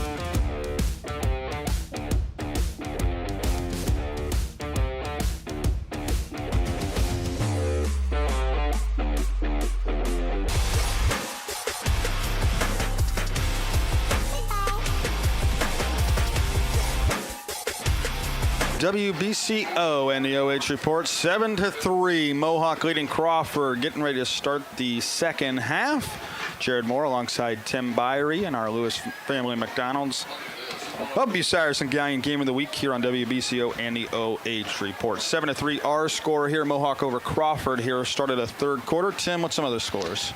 Gallion is up on Shelby at the half, 21-20. Sounds like a great one, just what we expected. Ontario just took the lead in the third quarter, 10-7 over Clear Fork. River Valley and Pleasant, it's River Valley 21-14 at the half. Bellevue 13-0 at the beginning of the third quarter over Norwalk. New Philly is up 7-6 in the second quarter over Ashland. Hopewell Loudon all over Calvert at the half, 42-0. Cary is up in the third quarter on Upper Sandusky. Cary 19, Upper 0. And it's Buckeye Central 21 and Bucyrus 7 at the half. A couple other ones real quick. Madison is up on Worcester at the half, 14-10. Margaretta all over Willard in the second quarter, 28-0. Bishop Watterson, the number one team in the state, is up on Tiffin Columbian, 53-7 at the half. And Lexington having an easy time right now against Akron North. It is Lexington 57 and Akron North nothing. Your Freddy's up 7-0 over Cardington right now at the half. Big game for the Freds. And it could be out. It's been a real long time. I don't think they've been 4-0 since. I don't know if we were 4-0 the last year I coached there. I think that was, last year I coached, I think was 2015 maybe? 17, one of those years. They all run together at this point. I came back a few times, so I can't remember when the last one was, but that was a year we went pretty deep into the playoffs. I know we won 2 or 3 playoff games that year, so we could have started out 4-0 that year. 7-3 our score. Mohawk leading Crawford, getting ready to start the second half. Carson Rader, along with Parker Weithman and Rowan Thu, back deep here for Crawford. See if they get a chance to return this kick. You talked about it. Big plays coming in the special teams so far with the field goal by Joseph Zizzo. We'll see if Owen Patrizzi can pin Crawford back deep. Well, Crawford got a pretty decent return on the last one. Let's see what happens on this one. And they fake the reverse, so one of these times do they just go to it? I think a lot depends on where the ball gets kicked to. How wide and how deep. Doesn't even make sense, right? This will be short. That one's there won't going even out be of a bounds. chance for a return. It's out of bounds. Crawford will have it at the 35. So not great there for Mohawk to start the second half. I just don't understand. We've seen that happen a lot in our games where they're trying these directional kicks and they just kick it straight out of bounds. I mean, is it to the point where, you know, there's not a lot of experience spotting the ball on a kick where you want it to go as a high school athlete, right? Unless you're going to go to college to kick. Really, it doesn't make sense because most of the time the other opposing team's going to have the ball at their own 35, but it looks like they might re-kick this one. I think Crawford wants them to re-kick.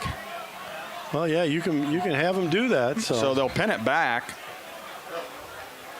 You can certainly take the 5-yard penalty and they have them must re-kick think it. they can do some damage here, and they want to see if they can get some better field position.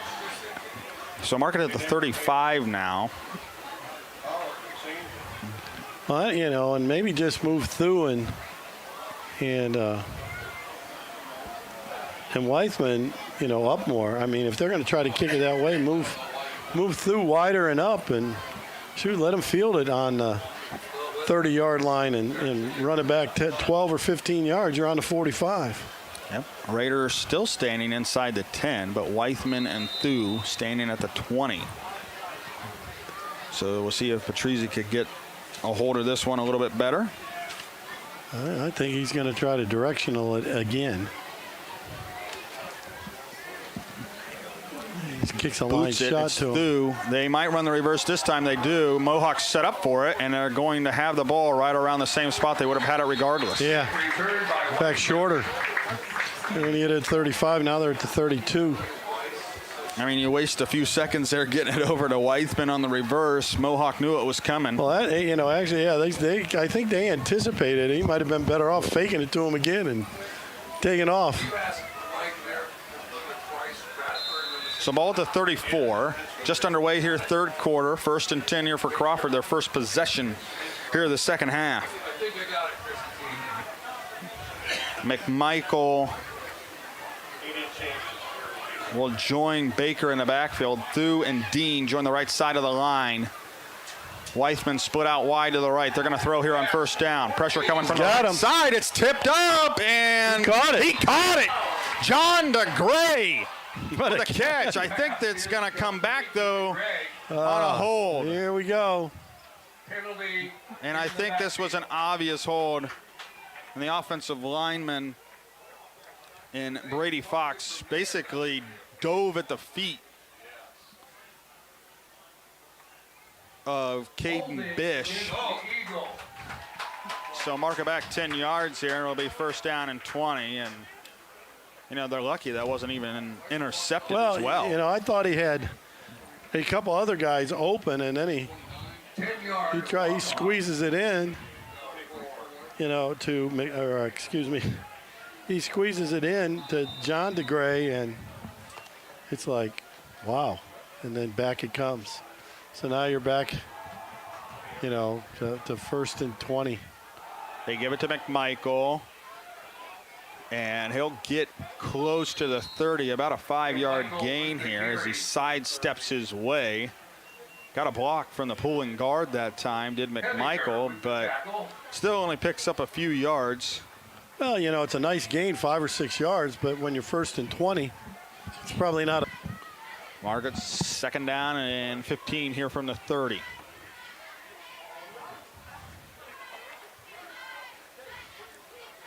See if they put it up this time here on 2nd down. Right now they're going empty set here with Baker in the gun. They'll go trips to the left. Weithman goes in motion to the right side.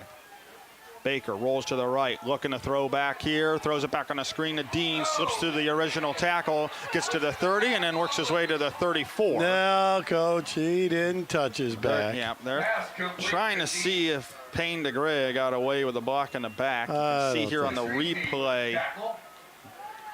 He wanted to. Didn't shove him. No. He kind of just continued to walk behind him.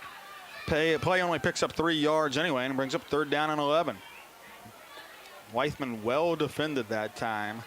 Yeah, it was a throwback screen regardless. They were hoping Weithman could clear everybody out of there, but Baker rolls to the left. He's got Rowan through wide open, standing at the 42, makes the catch down the sideline and finally tracked down inside the 25 by Caden Bish. But Rowan through slipped behind the defense and a huge play. No flags that time, and Crawford in business down at the Mohawk 24. Down for the Eagles.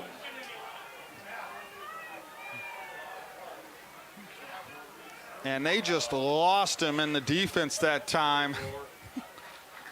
Yeah, exactly. I mean, he rolled out and then he started scrambling. It was just scramble drill and Thu took off. That's what you're supposed to do if you're a short guy. He's wide open. Wing T. McMichael cuts it back, but he's only going to get a yard. Bish again on the tackle. He's been a huge part of this drive. With the tackle. They tried to clear it out. He tried to cut it back to the left, and that time he stumbles his way for just about a yard or two, and it'll bring up 2nd down and 8. They got to be better on 1st down. I mean, they were, the drive started like they were going to be better on 1st down. They had a big gain, and then got a penalty. Well, so far on this drive, it's been a passing game here for Crawford that's proved lethal. McMichael stands to the left. It's now Braden Holt into the game. They'll fake it. Looking to the left. Throws it. End zone. Touchdown. Jump ball. Parker Weithman. Touchdown Crawford. And they retake the lead on the arm of Braden Holt to the star-studded junior Parker Weithman. Yeah, 22 yards. And he just threw it up and said, okay, big guy, jump and make a play, and he did. He just jumped over the top of the defender. It was pretty well defended, and he just jumped up and made a play. And Crawford takes the lead. So Zizzo to attempt the extra point. Peyton Baker to hold. And this is pretty important. There is a flag that comes in. Of course there is. Yep. It's going to be on Crawford. Ball, illegal procedure against the Eagles. 5-yard penalty. So push it back 5 yards. Like I said, this is pretty important because you got a kicker on the other side that can knock one through. But absolutely. Crawford, we mentioned it there at halftime. Do they open it up with the passing game, and then maybe they could get the running game going again? And in that time, they stick to the pass. And Braden Holt with a big-time throw. Well, they bring Holt in the game, and Holt's, he usually rolls out and throws, but he also runs. And I'm not sure they were expecting a pass because. And it is good. But as I said, they defended it really well. Zizzo's extra point gives Crawford a 10-7 lead. 8:55 left here in the 3rd quarter. You're listening to high school football here on WBCO and watching on the OH Report. I like being able to give back to the community, and just our teamwork is really solid. It makes it an incredible place to work because a lot of people enjoy what they're doing and want to help out. You get to learn every day. You get to meet very unique people. I get to interact with everyone from the clinical staff to the administrative staff. Everyone has something to offer. It's kind of like a million puzzle pieces coming together to make one large, beautiful piece.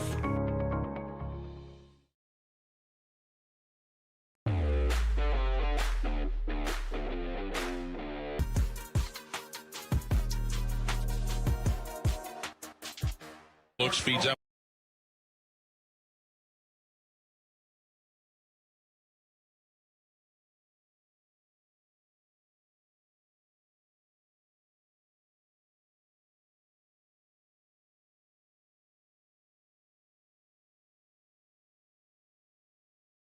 Here on WBCO and the OH Report, Jared Moore alongside Tim Byrie. 8:55 left here in the third quarter. Colonel Crawford with a 10-7 lead after the 22-yard touchdown pass from Braden Holt to Parker Weithman. And now Mohawk's return will get close to the 35 as well for Brant Kirian.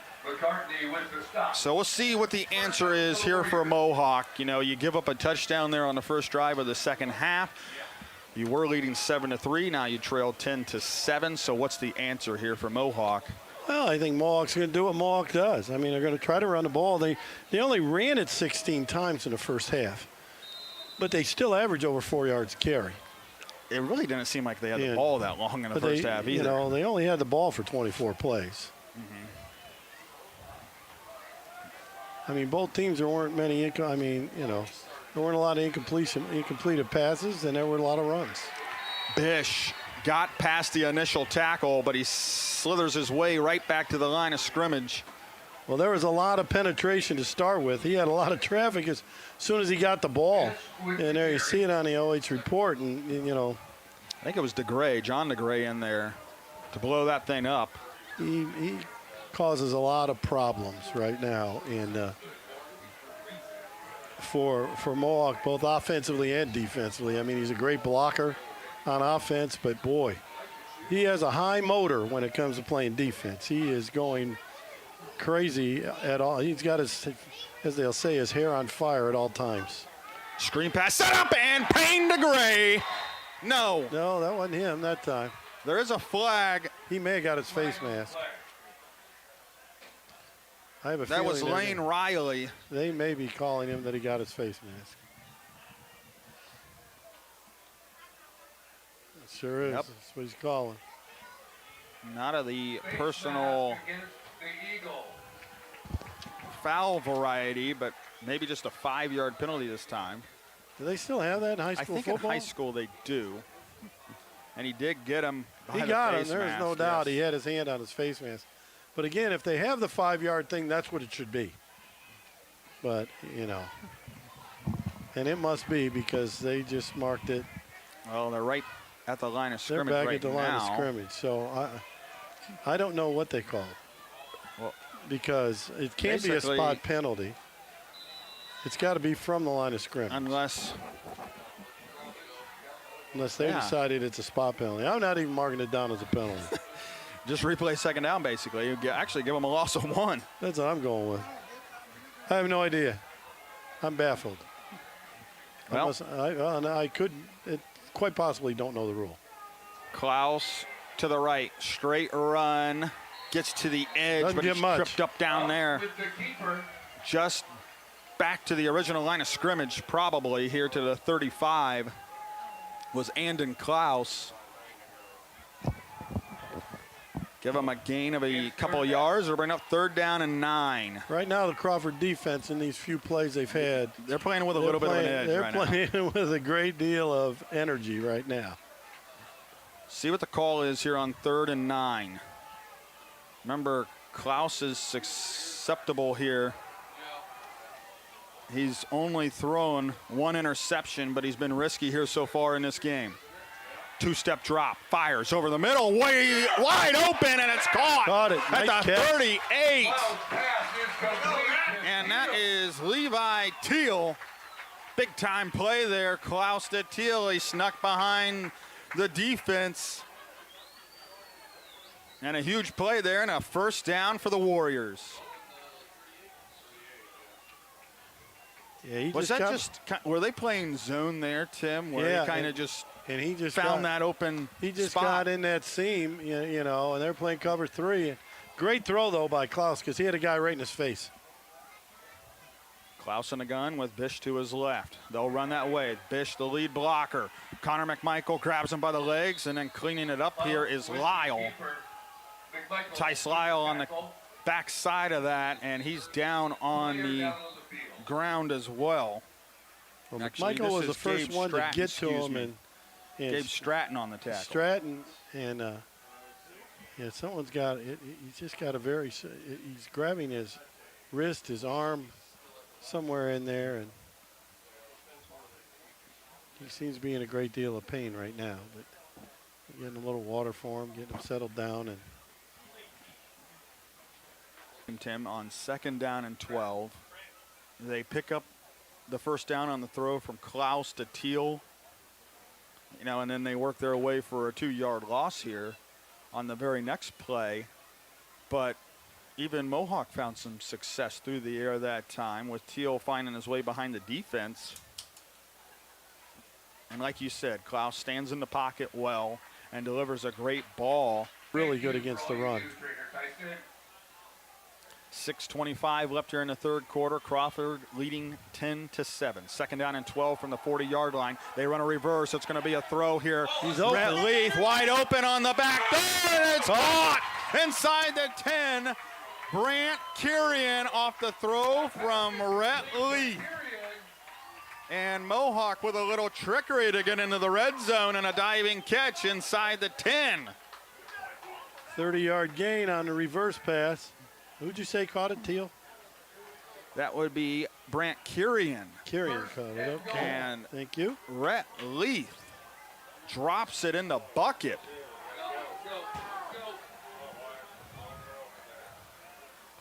First and goal from the 9. Klaus, straight QB keeper, gets down to the 5. A host of Crawford Eagles in there to stop him, but now it's 2nd and goal from the 5 here Good for push. That's the Klaus and company. It's the best push, as you see on a replay there.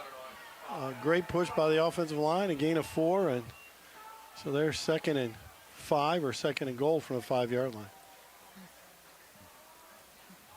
5:20 left here, third quarter. Crawford with a 3-point advantage, but Mohawk a 2nd and goal here from the 5-yard line.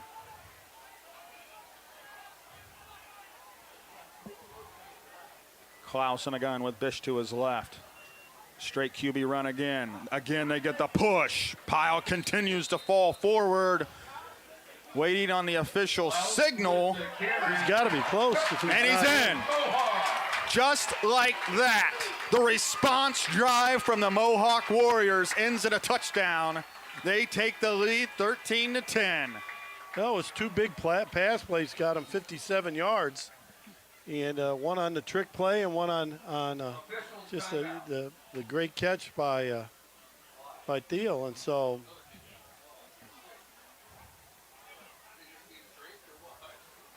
Klaus with a 2nd touchdown run on the night.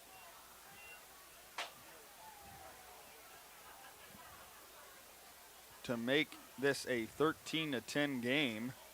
Do have another man down. See if I can find some more scores. We're waiting to try the extra point.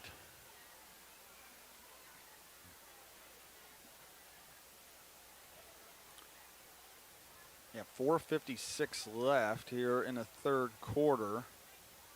As we'll take another look here at the touchdown run by Andon Klaus. And again, Tim, just a great push there by that offensive line from Mohawk as Klaus just takes the carry, gets behind that big push. And well, they got good size up front, and they took advantage of it that time, certainly. With those 2 runs, their 2 best runs of the half. And gets them into, so they're up now 3, up 3, and let's see if they can finish it off with this extra point. Big extra point. Clear Fork just took the lead back on Ontario, 14-10, and Gallion and Shelby are now tied up at 28. What a game that is. Aiden Patrizzi to attempt the extra point. Kick is up, and he boots it through. 14-10, Mohawk on top. You're listening to high school football here on WBCO and watching on the OH Report. He's going to send a line drive down the field. It'll be fielded on the bounce. That is Schieffer. Schieffer finds a hole at the center. Schieffer turns on the burners. Schieffer could go. He's at the 50, 45. He's got one man to beat. Schieffer with the ball in his left hand. He's going to take it to the house. Whitford opens up the second half with a kick return touchdown.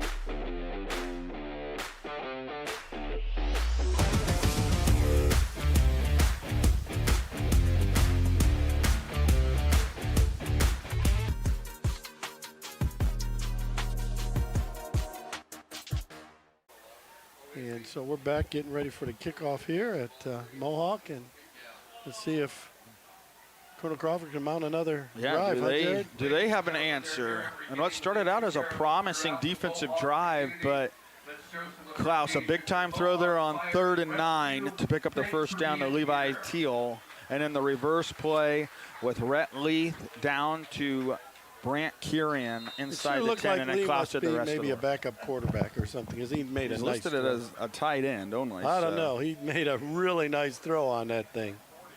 Man, so it's good to have a tight end that can throw, I guess. 4:56 to play here, third quarter. Mohawk retakes the lead, 14-10. Patrizi's kick is a squibber up the middle. Fielded here by Weithman, works his way to the left side. Weithman with a burst. Weithman tripped up over the 50, works his way to the 40, down the sideline, inside the 20, and you got the answer, Tim. Man, he just makes plays. Touchdown, Crawford, and they retake the lead. Well, he did exactly what you were supposed to do on a kickoff return. I mean, he caught that thing, he fielded that thing like he is a shortstop, and he just saw a seam, and he flew into that seam. And he runs it back. I don't know how many yards exactly it was, but it didn't take long for Crawford to get right back into the lead. Maybe we'll get another replay. And just like that, I would say 70 yards. 70 from the 30. Like he fielded right on the 30. What a run. What a burst. His second touchdown of the night. Zizzo's extra point is good. Crawford just like that. All it took was 13 seconds, and Parker Weithman gives Crawford a 17-14 lead. We'll be right back. You listen to high school football here on WBCO and watching on the OH Report. He's going to send a line drive down the field. It'll be fielded on the bounce. That is Schieffer. Schieffer finds a hole at the center. Schieffer turns on the burners. Schieffer could go. He's at the 50, 45. He's got one man to beat. Schieffer with the ball in his left hand. He's going to take it to the house. Whitford opens up the second half with the kick return touchdown.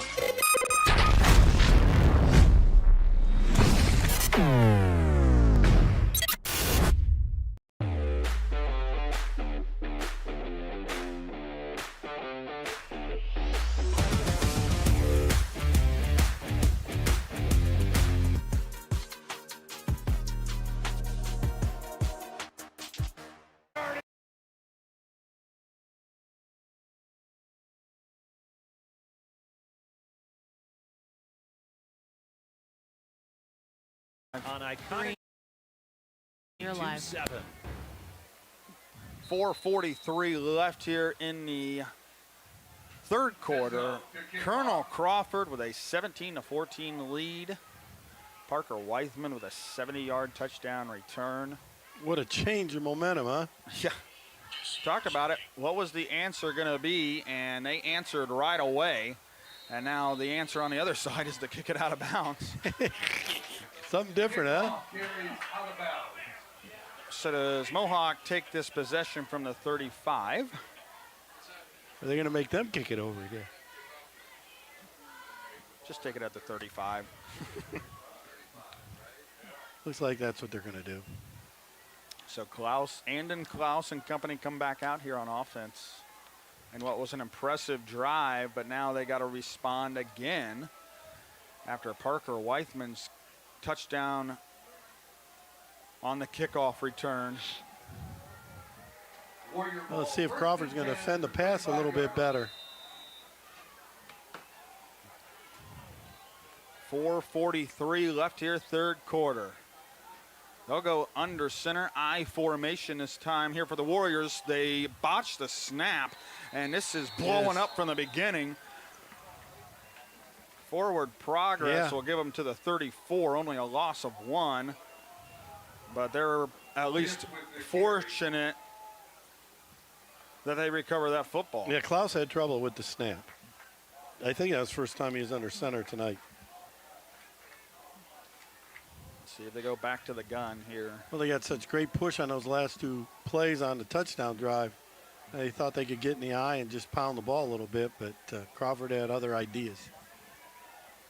Second down and 11 from their own 34. Klaus, straight QB run again. This time he finds the seam up the middle to the 34, or 39, excuse me.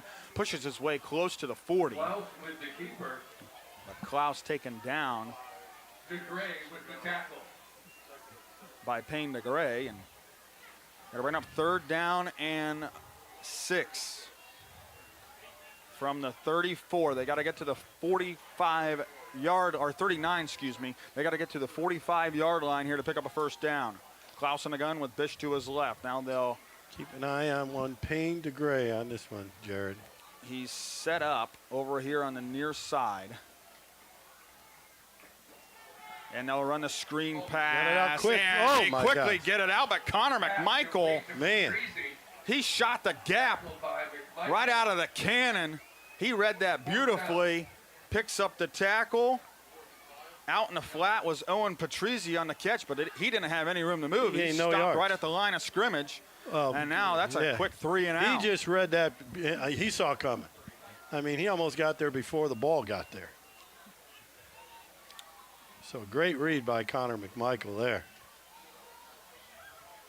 And that's exactly why he's going to play, Tim, Yeah. regardless of how he's feeling. Yeah, his elbow looked pretty good that play.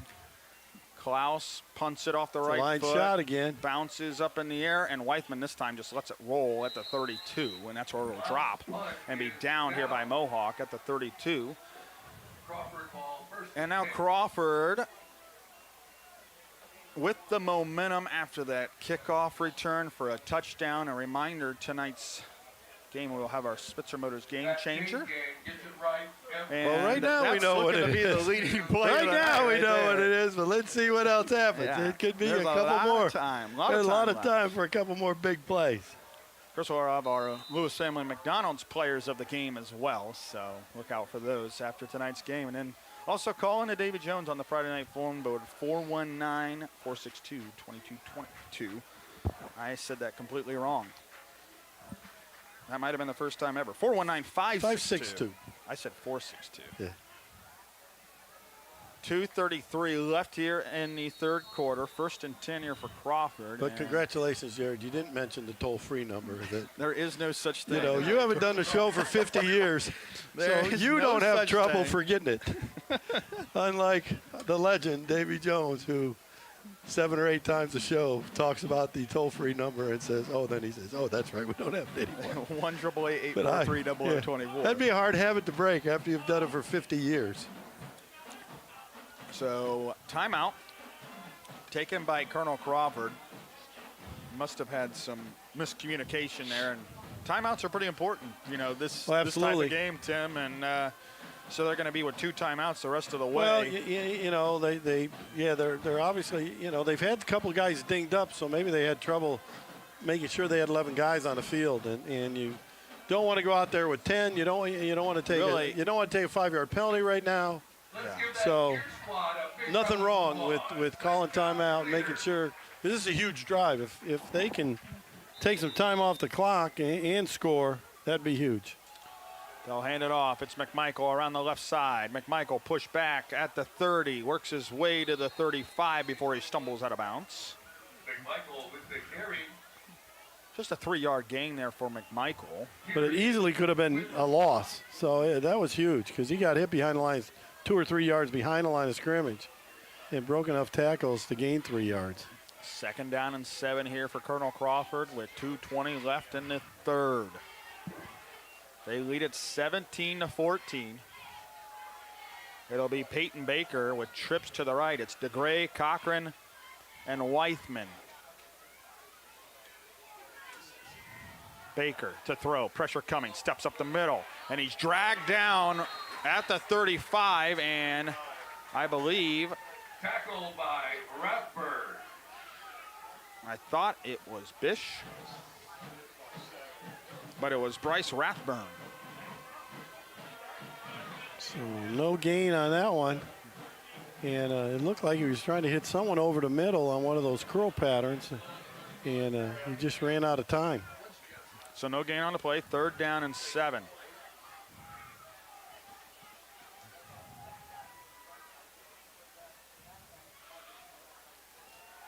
It's Holt throws it long down the left side, too long, and there's a flag. Well, it could have been a hold. Here. A lot of times on those double moves, you get a hold. You know, because this was a hitch and go. I think it was Cochran out there. Can't tell from that angle.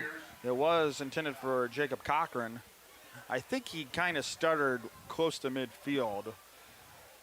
And so they just call it pass interference. So, like you said, though, on that hitch and go, I mean, you're going to get it a lot. Yeah.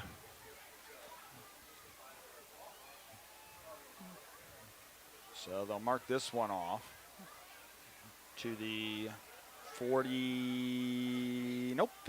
yard line. Yeah, it's 15-yard penalty from the line of scrimmage in high school. Which it might have been good that he grabbed him. Because it could have been a touchdown. It was only just a little bit in front of him, so if he doesn't grab him, it might be a touchdown. Baker back in a quarterback, straight QB run here for Baker off the left hash, gets over the 45 and then upended at the 43.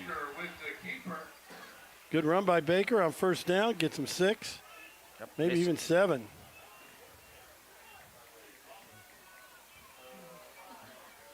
So it'll be 2nd down and 3. And once again, an empty set here for Baker. They're going to spread it out 5 wide. So we're going to come back in the backfield. No, they're not. He's going to. Nope, Baker rolls to the left. He's got a lot of room. Run again. There's a flag on the play. Reaches out for the first down, but this one looks like it's going to be coming back. And he already called holding.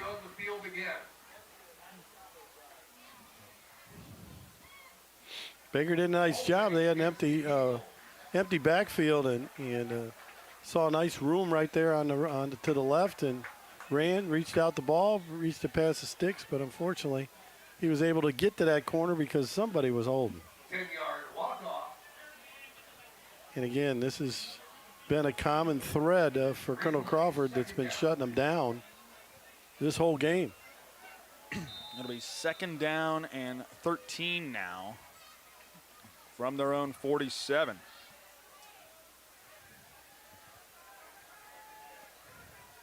So they're going into the wing T. What? Maybe a boot? Roll out. Open in the flat. Going the other way inside the 35. John DeGray drags him down. It's Andon Klaus. And then there's a late flag as well.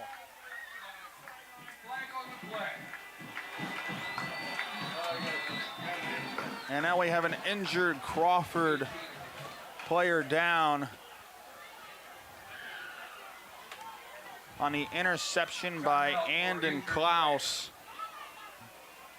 We'll see what the flag is here, but I think it was after the interception. But Baker just threw it out in the flat, and then Klaus read it beautifully. John DeGray tracked him down.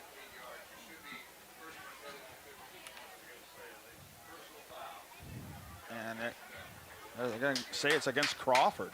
Yeah, I think it was a late hit or personal foul of some sort.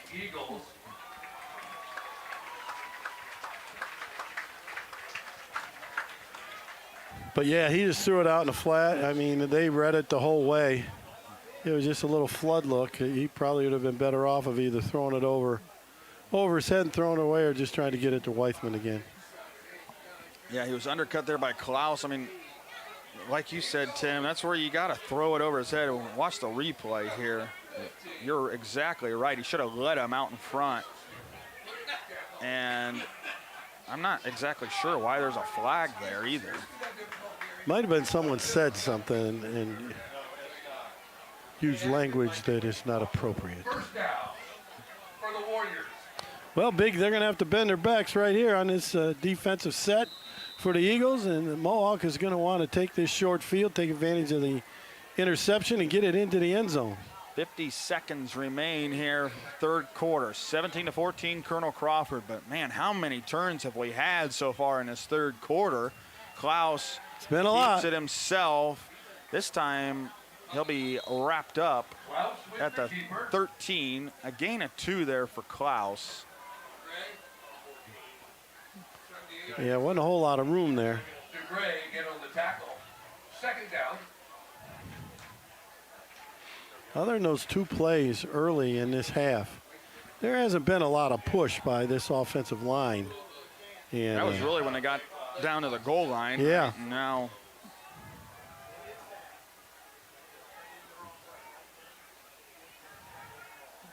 Klaus in the gun with 10 seconds remaining in third quarter. Runs it to the left side. Tries to cut it back, but he cannot.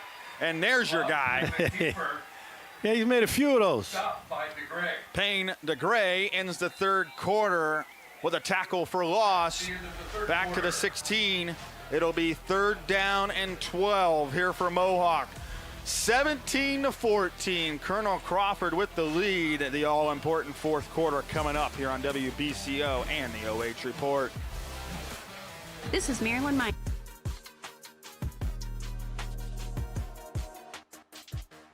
For 25 years, the team at Spreng Capital Management has helped you and your family through times of economic uncertainty. This experience and knowledge has helped us to guide you through numerous economic cycles, making us qualified to help you through the economic turmoil of today.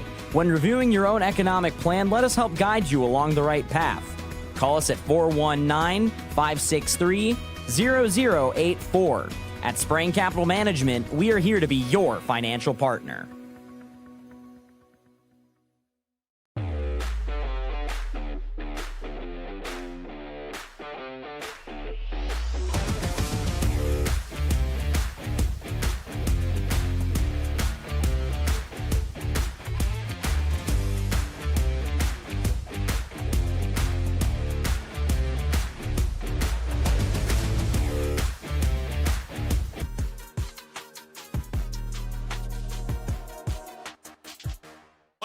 You're live. WBCO.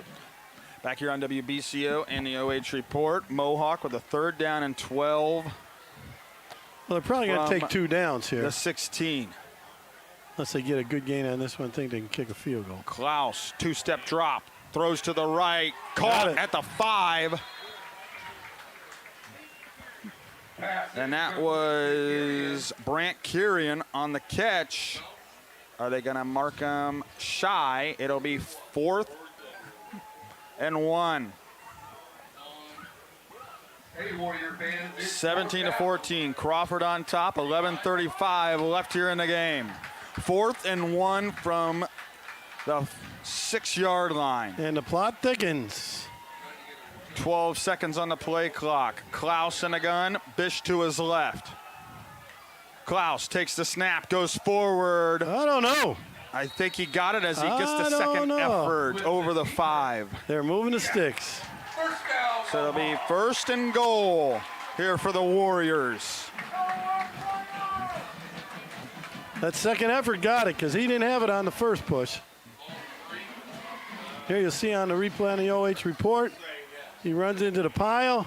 Yeah, you're right. Slides a little bit. And he slipped right through that tackle of Connor McMichael. Yep, and he just got free. 1st and goal from the 3. Klaus again. Will he have number 3? No, this push is backwards. I think he's shy this time. Klaus with the keeper. Good initial push, but then I think we're basically at the 1-foot line. 2nd down and goal from the 1. 10:28 to go. They're going to get right back to the line of scrimmage. Klaus goes forward. Klaus. Nope. Whistles before. And a timeout. Timeout by Crawford. Timeout on the field, Crawford. So they barely get the timeout. Second timeout. Because I think he was going to be in. But, I mean, you know what's coming, right? It's going to be Klaus. There's no other way around it. So how do you stop this, Tim? You're the defensive coordinator here. I slide Payne DeGray down. I put 5. I go to a 5 front and just slide both the defensive ends down to tackles. And bring in 2 more, either defensive ends or walk the linebackers right up to the line of scrimmage. And say, Payne, brother, Be the defensive player of the year, and let's make a stop right here. And then after you make that one, you got to make another one. The game has lived up to the hype, Tim. Oh, yeah, no doubt about it. This thing's had more twists and turns than a Stephen King novel. So 10-19 left in the game. And still plenty of time. Yep, second and goal from the and one. A late guy coming in. They only had 10 guys again on the field. Klaus again. Klaus in. I don't know. He's in. Is he? Okay. Touchdown number 3 for Andon Klaus. And we twist and turn once again, and Mohawk retakes the lead on Andon Klaus and his 3rd touchdown run on the night.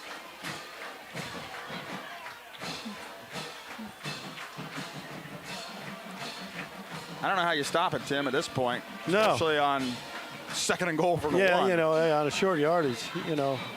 I mean, he's a big kid. He's 6'2", 295 pounds. And, you know, and he runs it up in there and runs it up in there hard. And once again, Patrizzi bangs it through to give Mohawk a 21-17 lead. 10-14 left in the game. Listen to high school football here on WBCO and watching on the OH Report. I like being able to give back to the community, and just our teamwork is really solid. It makes it an incredible place to work because a lot of people enjoy what they're doing and want to help out. You get to learn every day. You get to meet very unique people. I get to interact with everyone from the clinical staff to the administrative staff. Everyone has something to offer. It's kind of like a million puzzle pieces coming together to make one large, beautiful piece.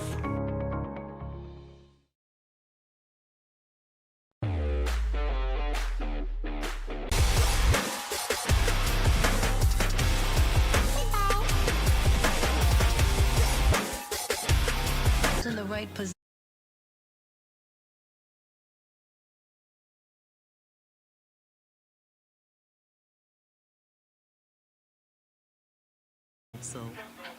Mohawk with a 21-17 lead on top of Colonel Crawford and then Klaus. 3 touchdowns for Mohawk. Gives them a 21-17 lead with 10-14 to play here in the game. And the last time we were in this position, Parker Weithman took it to the house. So what's your game plan here if you are Patrizzi and company? Well, they're going to probably try to kick it to Thu for sure. And it could end up going out of bounds, but Coach Bruner keeps making him kick it over when he kicks it out of bounds. So, yeah, he's kicking it. He's angling it right towards Thu, but he's got to get it in bounds. And he does this time. It's fielded at the 11 here by Rowan Thu. Works his way to the 20, to the 25, and he's stuffed. Right there, Levi Teal. Yeah, good job on that kick, that's for sure. That was perfection on the kickoff. Yeah, that's just where they want it to go. They don't want it to go to Weithman. They don't care who it goes to, but not him. And that one didn't go out of bounds. So now Crawford with a little longer field to go. 10-10 left in the game. Colonel Crawford, they got to hurry up here with 15 seconds on the play clock. Yeah, this has happened multiple times. Coming out of the kickoff return, it'll be Braden Holt coming in here at quarterback. Well, they got to snap the ball. 5 seconds here on the play clock. I think Holt sees it. He does indeed get it snapped. He rolls to the right. On the run, throws out in the flat. It's caught here by Parker Weithman. Works his way to the 30 before he's upended there. And a ran up 2nd down and 5 as Levi Teal brings him down. 9:50 on the clock here. So they just rolled out and got the ball to their playmaker, Weithman. But good job by Mohawk putting him down after the catch.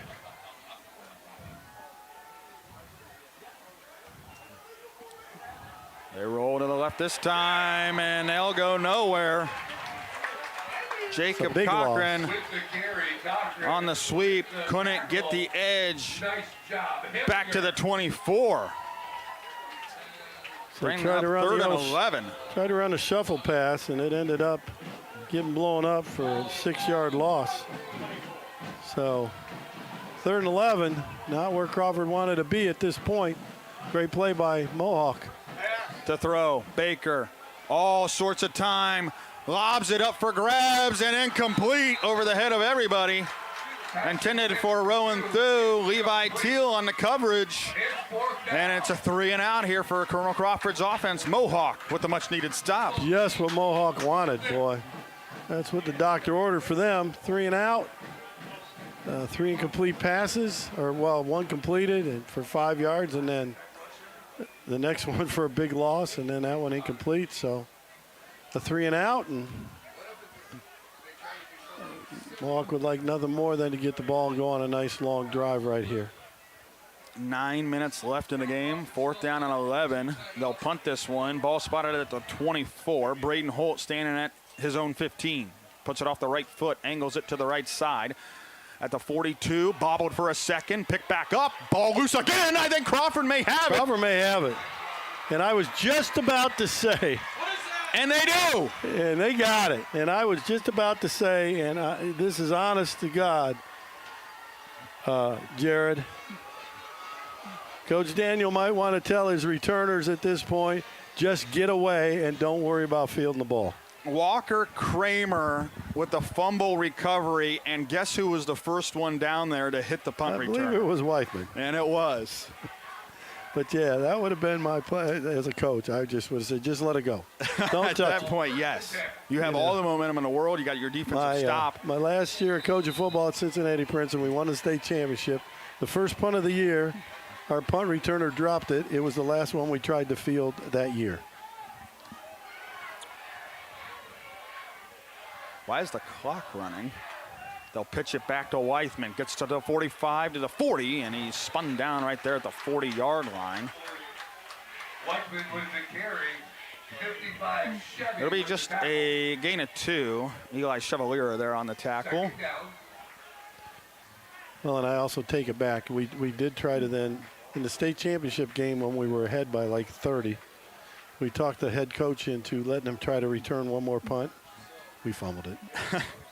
He said never again. Yeah, we won the state championship, so who cares? Holt hands it McMichael. McMichael finds the Good edge blocking. to the 35, cuts it back in. Showed great patience. Spins around to the 32. Connor McMichael with a big run there, and another Crawford first down. Well, he showed great patience there and just kept pushing and pushing blockers around in front of him, and you know, he gets it up to the 30-yard line for Crawford first down.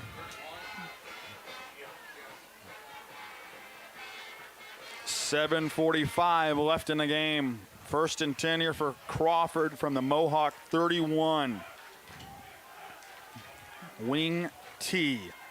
McMichael, no. Fakes it. Baker rolls to the left. He's going to run up over the 30 to the 25. Lowers his shoulder to get out of bounds. The clock will run. Instead, as he gets close to the 20, and an official's timeout. Now they'll run the clock. Not sure why, but Baker gains 9. 2nd and 2. Or maybe 8. 7:05 left in the game. Under 30 seconds here on the play clock. 2nd down and 2 here for Crawford. Ball at the Mohawk 22-yard line. 21-17. Mohawk leading. Crawford threatening. Baker takes it himself. Gets the first down and more. Boy, he's going in. Find the end zone. Great blocking. Peyton Baker cuts it back to the left hash. And we continue. Crawford 23, Mohawk 21. We're having a hard time selecting that. I don't know what it's going to be at this point, but we talked about it. Who is going to be the game changer? We still had a lot of time left, and we still do with 6:44 on the clock. So Crawford retakes the lead. 22-yard touchdown run by Baker. And Zizzo's extra point is up, and he knocks it through. Crawford 24, Mohawk 21, 6:44 left We continue this game here on WBCO and the OH Report.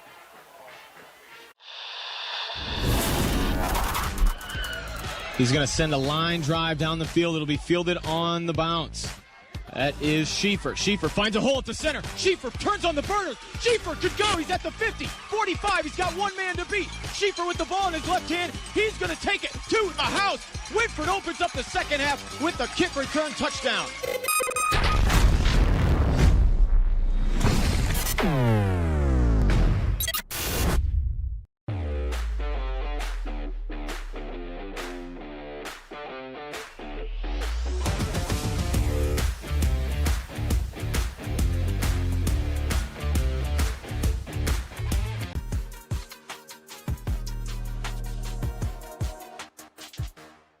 Some things come with me.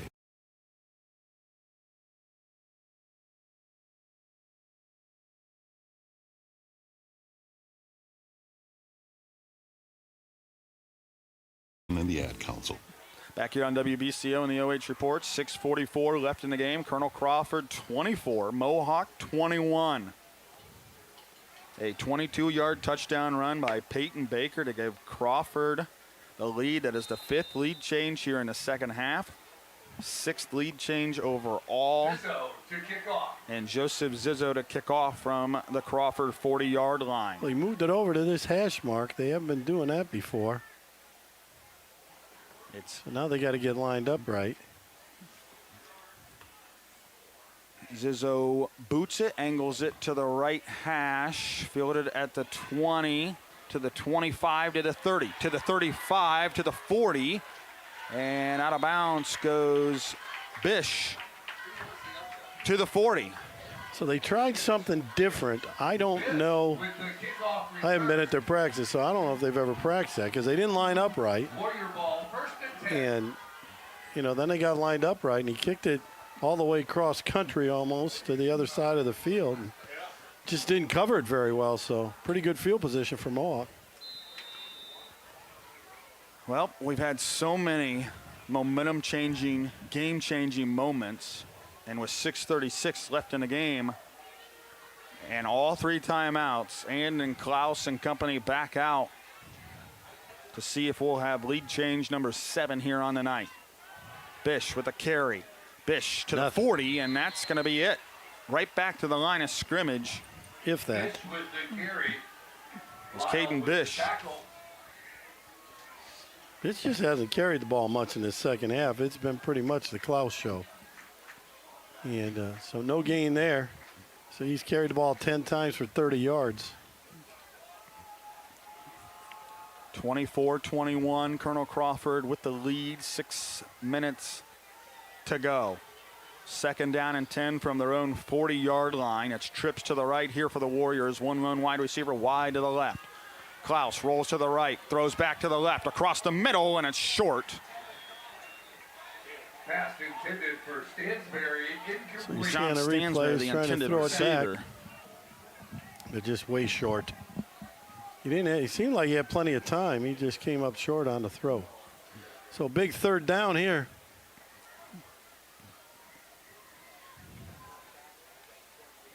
This is where you really got to get it, because if they decide to punt it back, and I'm guessing they probably will. Yeah, with 3 timeouts. 3rd down and 10. Klaus drops, stands at his own 30, chased. rolls There to the goes right, DeGray. chucks it up. He's got him. And jump ball, and he comes down with it. It was Teal with the catch to the 25. Klaus just threw it up for grabs. And what a huge catch by Levi Teal. What's happening? There's a flag on the far side. Dropped at the 49. The ref So over back there here. has it standing at the 49. So what's the call? So could it be an illegal man downfield or a hold? I think he's calling illegal man downfield. No, a sideline warning. Sideline warning against the Eagles. You have this kind of game. You have this kind of game, and you call a sideline warning. Well, they're saying it was unsportsmanlike conduct. So well, I don't think they had one already. I think someone in the, I don't know if that was called by them or someone in the press box.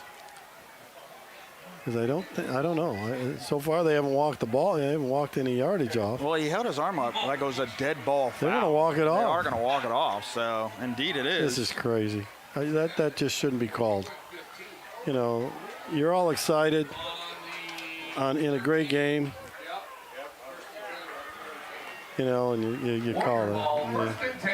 I don't, you know. So he must have ran into a ref because I don't think they had one before. So the only way it becomes a personal foul is if you run into the ref. Klaus carries it to the 10, stiff arms his way out of bounds. Klaus with the keeper. Ran out of bounds by Jacob Cochran. It'll be a 3-yard pickup there for Klaus to bring up 2nd down and 7. 5 minutes, 33 seconds to go. Colonel Crawford leading 24-21. But Mohawk with the ball deep here in Crawford territory in the red zone at the 10-yard line.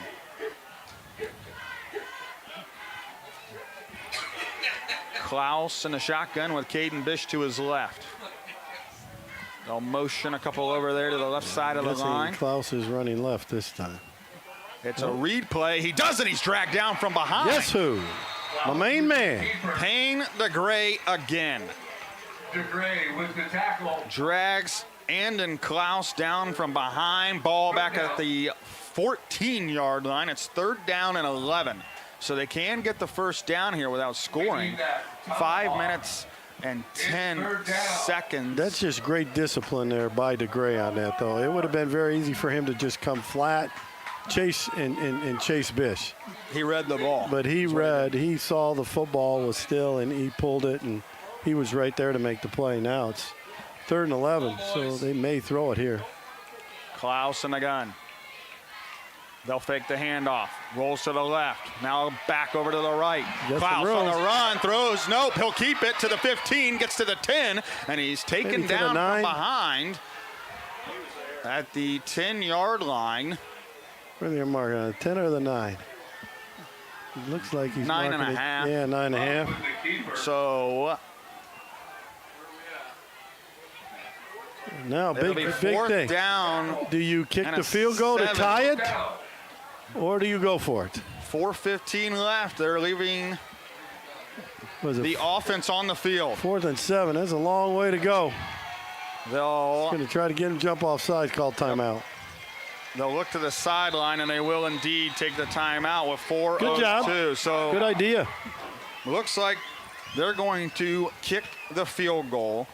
And we talked about special teams coming into play. It's coming to play all night, Tim. And once again, you know, Crawford had it earlier where they miss a field goal in that first half. Right. They do kick a field goal and make one on the first drive of the game. But now we're going to see it for Mohawk. Does the pressure come into play here for Aiden Patrizzi? Well, he's been bombing those extra points. This will be from the right hash, though, and it's not straight on. Right.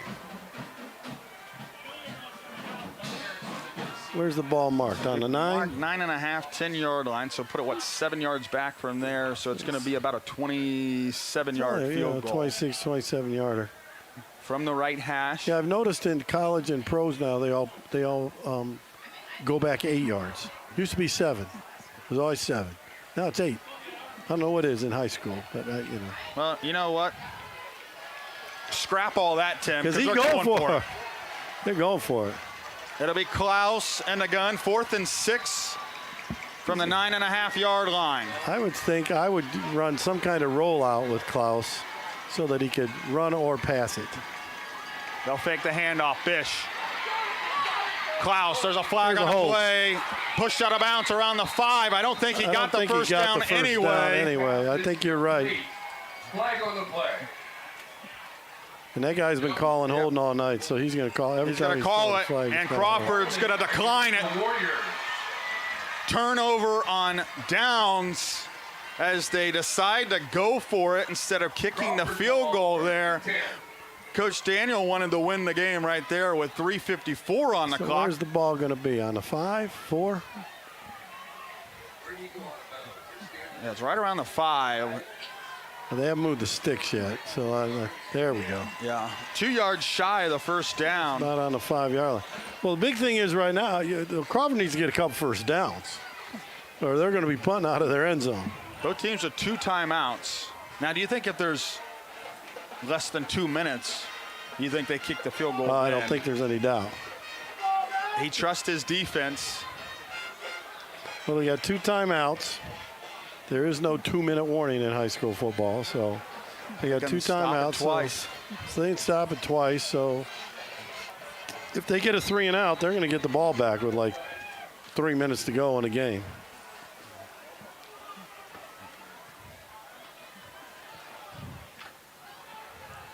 Peyton Baker's going to go under center, wing T look. It's Powers and McMichael. McMichael will take it, cuts it back inside to the 10, and he's dragged down from behind. Nice cut by Curian Connor on the tackle McMichael there.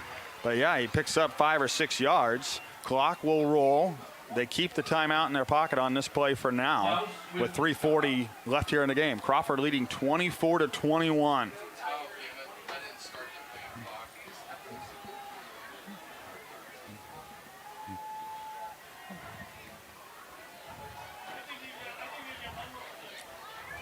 So clock now at 3:20. Play clock's not running, so I don't know what's going on. Yeah, no, it's not. So Crawford's saying, you know what, we're not even going to get out of the huddle because the play clock's not even running. Stay back there and say, hey. And they're not saying to stop it. There's 3:02. Obviously, the officials must have been keeping it regardless. Same play, and Connor McMichael did the exact same thing, cut it back to the middle, and just about got the first down. So 3rd down and 1 from this is a huge the play right here. 13-yard line. They're not using their timeouts yet, so they're going to let it get down to almost 2 minutes. Yep, 16 seconds on the play clock, 2:32 left on the game clock. Crawford with 2 timeouts as well, so they could still, well, 1, I think. They called that real late one. Yeah, I think you're right. They'll go under center. Again, McMichael, I think close, he got it. But I think he got it. Yeah, they're just over the first down marker. They're moving it. Now you're going to have to start burning timeouts here if you're Mohawk. Yes, they will. First down. It's only their 3rd first down this half. So clock at 2:17. I don't know why it stopped. There was no timeout taken. Now there is. No, now they're calling timeout. Oh, Coach Daniel's going crazy. I think he's telling now the them. clock's right. 2:10. So we'll put 2:10 on the clock.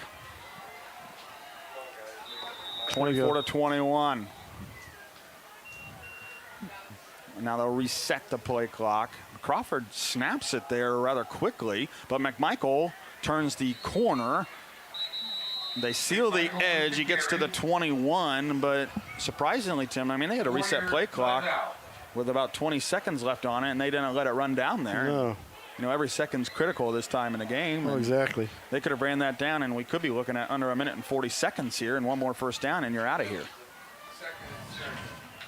So 2nd down and 6 here for Crawford from their own 21-yard line.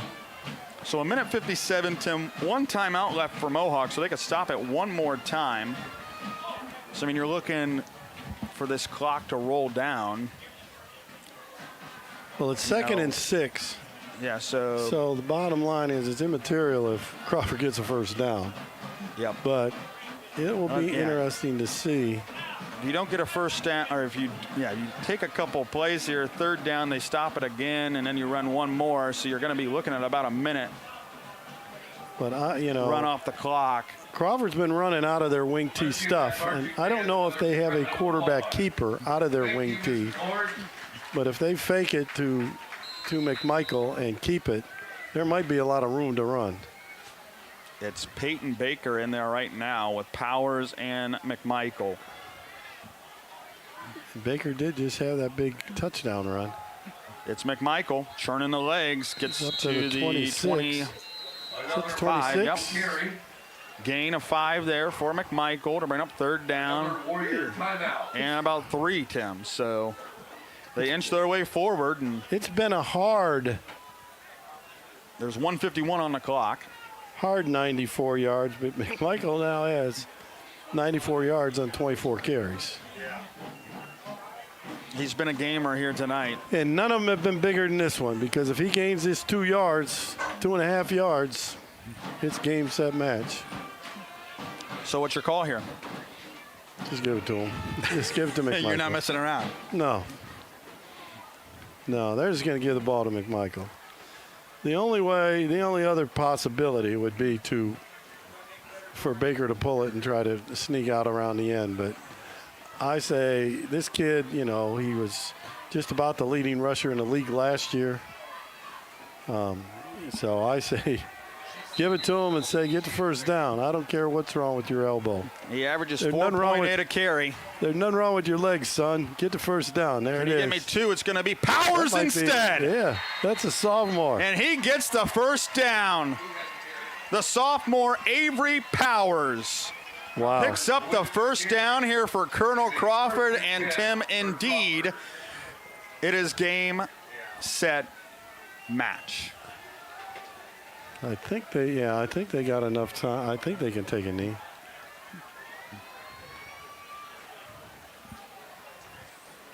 Well, I already said game, set, match, so that'll happen. Well, right? now the play clock goes to play clock just gave 35 seconds. So I don't know. The play clock's been kind of iffy here. Yeah, I wouldn't really trust any of it right now. I'd look at the ref. That ref puts his hand up in the air. I'd friggin' snap the ball. He's now stopping the clock because he's saying, wait a minute, we got some issues here. 1:08 on the clock. I think we're going to get another call up to the press box about what's going on. The 24-21 Colonel Crawford. And what a game, Tim. I mean, it has been unbelievable. Back and forth. What a well-played game. Other than a few penalties by Crawford. But both teams have played their hearts out. Well-played game. We can't complain anymore about we don't get good games. Because this has been a classic. Yes. The football gods have spoken to us tonight, Tim. You betcha. And given us a heck of a game here. 24-21. Colonel Crawford with the lead. 1 minute, 8 seconds to go. Are they going to let Colonel Crawford stand there for 20 seconds? I think they are. Well, the game clock's not running. No, it's not. And I think McMichael has noticed that because he just put his arms up in the air like, what's going on now? Or whoever that is back there is the safety. It doesn't really matter regardless, right? And now Crawford calls time. Yep, Coach Bruder takes the timeout. I don't know what clock to trust at this point, but 1:08 is on the game clock. It'll be 1st and 10 for Crawford with 1:08. I mean, Tim, you said it. They can run out the clock. Yeah. There's no way around it. Now they can.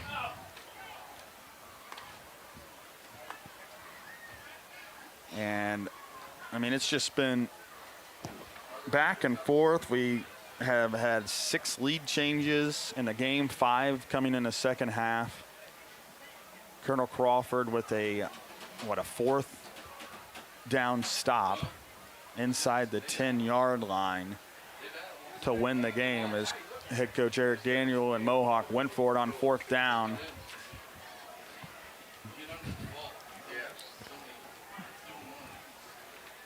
The older one. Yeah.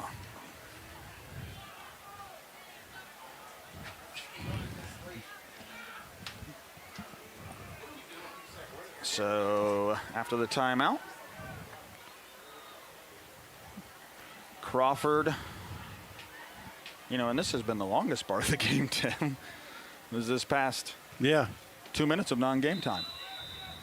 They take 2 knees here and it's over with. Yeah. But not a little that could be excessiveness here to end the game. Yeah, at least they didn't throw a flag. Let's keep it moving. Yeah. I mean, there's really no point in doing that right now. Just say, hey, cut it out. Yep. Let's take this knee and get out of here. Absolutely. As Crawford will snap it with under 40 seconds now. And that's going to do it. That's it. And what could decide, already here in week 4 for the N10, they take the knee and they take the game. Colonel Crawford winners tonight over Mohawk. They move to 4-0 with a 24-21 win over the Mohawk Warriors. Mohawk will now fall to 3-1 on the season and 0-1 in conference play. Once again, your final score here tonight, Colonel Crawford 24, Mohawk 21. We'll come back with our post-game thoughts right after this. This is Jim Mays, and here at Jane.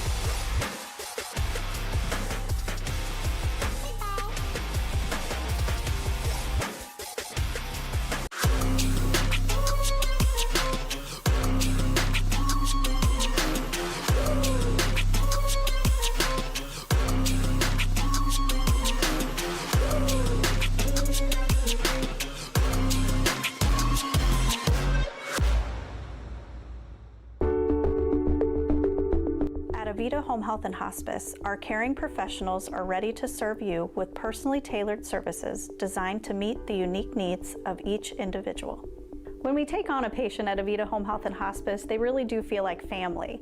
So when we take care of our family, we want to take care of the whole person. So we take care of them from our nurses, our aides, our physical, occupational, and speech therapists, but we also have people that tend to their hearts. So we have social workers, we have chaplains, and people that can help with the emotional side of their care. At Avita Home Health and Hospice, we have a dedicated team that takes care of you. Caring for the whole person is our promise to you. From social and emotional well-being to the way the patient relates to their loved ones, we treat your family like our family. Serving patients and their families wherever they call home, including assisted living facilities and nursing homes. Call 1-800-4NURSES to see if Avita can help administer your plan of custom care. He's going to send a line drive down the field. It'll be fielded on the bounce. That is Schieffer. Schieffer finds a hole at the center. Schieffer turns on the burners. Schieffer could go. He's at the 50, 45. He's got one man to beat. Schieffer with the ball in his left hand. He's going to take it to the house. Whitford opens up the second half with the kick return touchdown.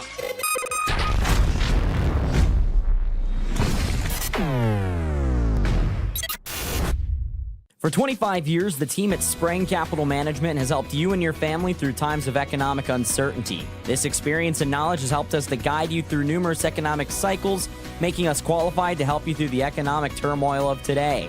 When reviewing your own economic plan, let us help guide you along the right path. Call us at 419-563-0084. At Spreng Capital Management, we are here to be your financial partner.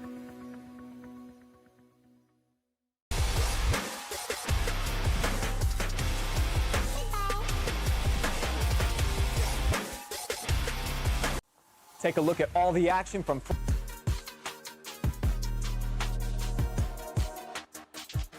one over Mohawk, and it all started on the first drive of the game. Colonel Crawford would take the lead. Joseph Zizzo with a 35-yard field goal to make it 3-0 on their first drive. Mohawk would come back in the beginning of the second quarter. A 1-yard touchdown run by Andon Klaus to make it 7-3 Mohawk. Colonel Crawford would answer with the first drive of the second half, a 22-yard pass from Braden Holt to Parker Weithman, and it would be a 10-7 Colonel Crawford lead. Mohawk would answer 4 minutes later with a 5-yard touchdown run by Andon Klaus to give them a 14-10 lead. Colonel Crawford would answer on the ensuing kickoff with 4:43 left in the third quarter, a 70-yard touchdown return from Parker Weithman to make it 17-14. Mohawk would answer once again to start the fourth quarter with a 1-yard touchdown run by Andon Klaus. set up by his own interception there, Tim. And then Crawford, not even 4 minutes later, Peyton Baker, 22 yards out, cuts it back, finds the end zone, and wins the game for Crawford. Still plenty of time left, but Crawford gets a 4th down stop inside the 10-yard line, Tim. You know, they're 2 yards shy of a first down there as Klaus scrambled. He found Rhett Leith down around the 5, but he was 2 yards shy of that first down. Interesting decision not to go for it there, but I talked about it right after that. I think if there's under 3 or 2 minutes left, I think that he probably kicks that field goal. And you're playing to win the game, Coach right? Daniels just thought he had enough time. Yeah. That if he didn't kick it, their defense have been playing really well, and Crawford came out and got those 2 first downs. Once they got the 2 first downs, it was over. So yeah. give Crawford a lot of credit in their offensive line for stepping up and making those plays. But big time plays. You talk about making big plays. I mean, Payne DeGray was just unbelievable. I mean, he's a very good offensive lineman. So he's one of the guys that stepped up on offense and was opening the holes at the end of the game. But I had him with 4 sacks and then 6 tackles for a loss as well, right? And then 6 tackles for loss. That doesn't include all of his other tackles. And then he had some other tackles. And I could have been off a little and counted a sack as a tackle for loss or a couple of sacks for tackles for loss, but he was just incredible. Maybe he'll remember when he comes up here and talks with us soon. Yeah, I don't know. But all I know, he had a lot of tackles and a lot of them were for losses. So 24-21, the final. Crawford. We had 6 lead changes in this game. Oh, it's crazy. But, I mean, the stats are pretty comparable. Absolutely. First downs, 11-10 in favor of Colonel Crawford. You have 150 passing yards for Mohawk to 137 there for Colonel Crawford. But what stands out here, at least on the monitor, and what you came up with, Tim, 176 rushing yards for Colonel Crawford and 93 rushing yards for Mohawk. Crawford sticks to the bread and butter. They go back to what they do best, Tim, and they get the total yardage advantage as well, 313 to 243. But here's the big thing that stands out: 10 penalties for 115 yards, 4 penalties for Mohawk for 35 yards. And there was, we don't have it up here, 1 turnover, the fumble. Each team had 1 turnover. I forgot the interception. Yep.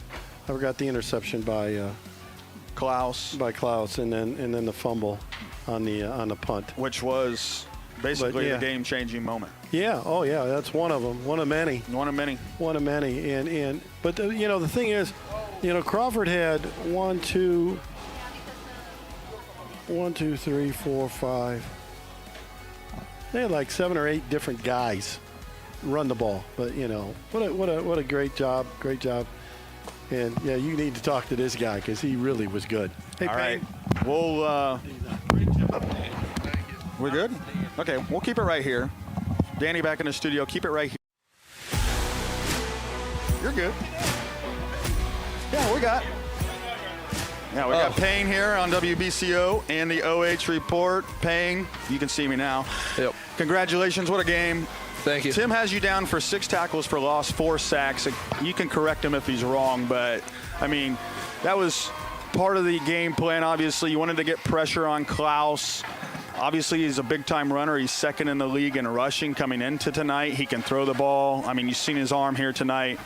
Was that part of the game plan, was to get pressure on him and make him try to throw some airs? Man, I know I got 6 tackles for a loss. It's everybody else around me getting pressure. Will saw him out there making a big play. Lane Riley just started playing defensive tackle this past week, and he's doing outstanding out there. Without them, I don't make any of these tackles. Yeah, you're right. And, you got such a quick start there defensively. And really, we talked about it. A lot of the game-changing plays came on special teams. I mean, Joseph Zizzo with the field goal there on the first drive of the game. You get the muff punt. Just talk about those momentum-changing plays here. There was 6 lead changes in the game tonight. And what kind of kept you guys in it there? And how big were those momentum-changing plays? Well, I just want everybody to know, we might have Connor McMichael out there and all that. Our secret weapon's Joey Zizzo. I love that guy. He comes out. He I mean, I think he wants to play football now. His freshman year, he was like, I think he's loving it, though. And then BJ taking back the touchdown for the kickoff, that was a huge momentum changer. I was on the sideline jumping up and down, celebrating. I wasn't out there. But big credit to all the people when they're blocking for that. Those types of plays are what changed the game, and that definitely changed the outcome of this game tonight. You know, you guys are banged up. We're almost halfway through this season now. Just talk about what it's like, you know, you play in a game like this where you're both 3-0 coming in. You know it's such a big game. You guys lost this game last year, 35-7, and you come out here tonight, you take the lead early on, you have all those changing plays, but, I mean, what's it do to your body here tonight on a game like this where you guys are just clashing heads all night? Well, we work all spring, all winter weightlifting, and it's nice to get a win. These are the games we want to play in.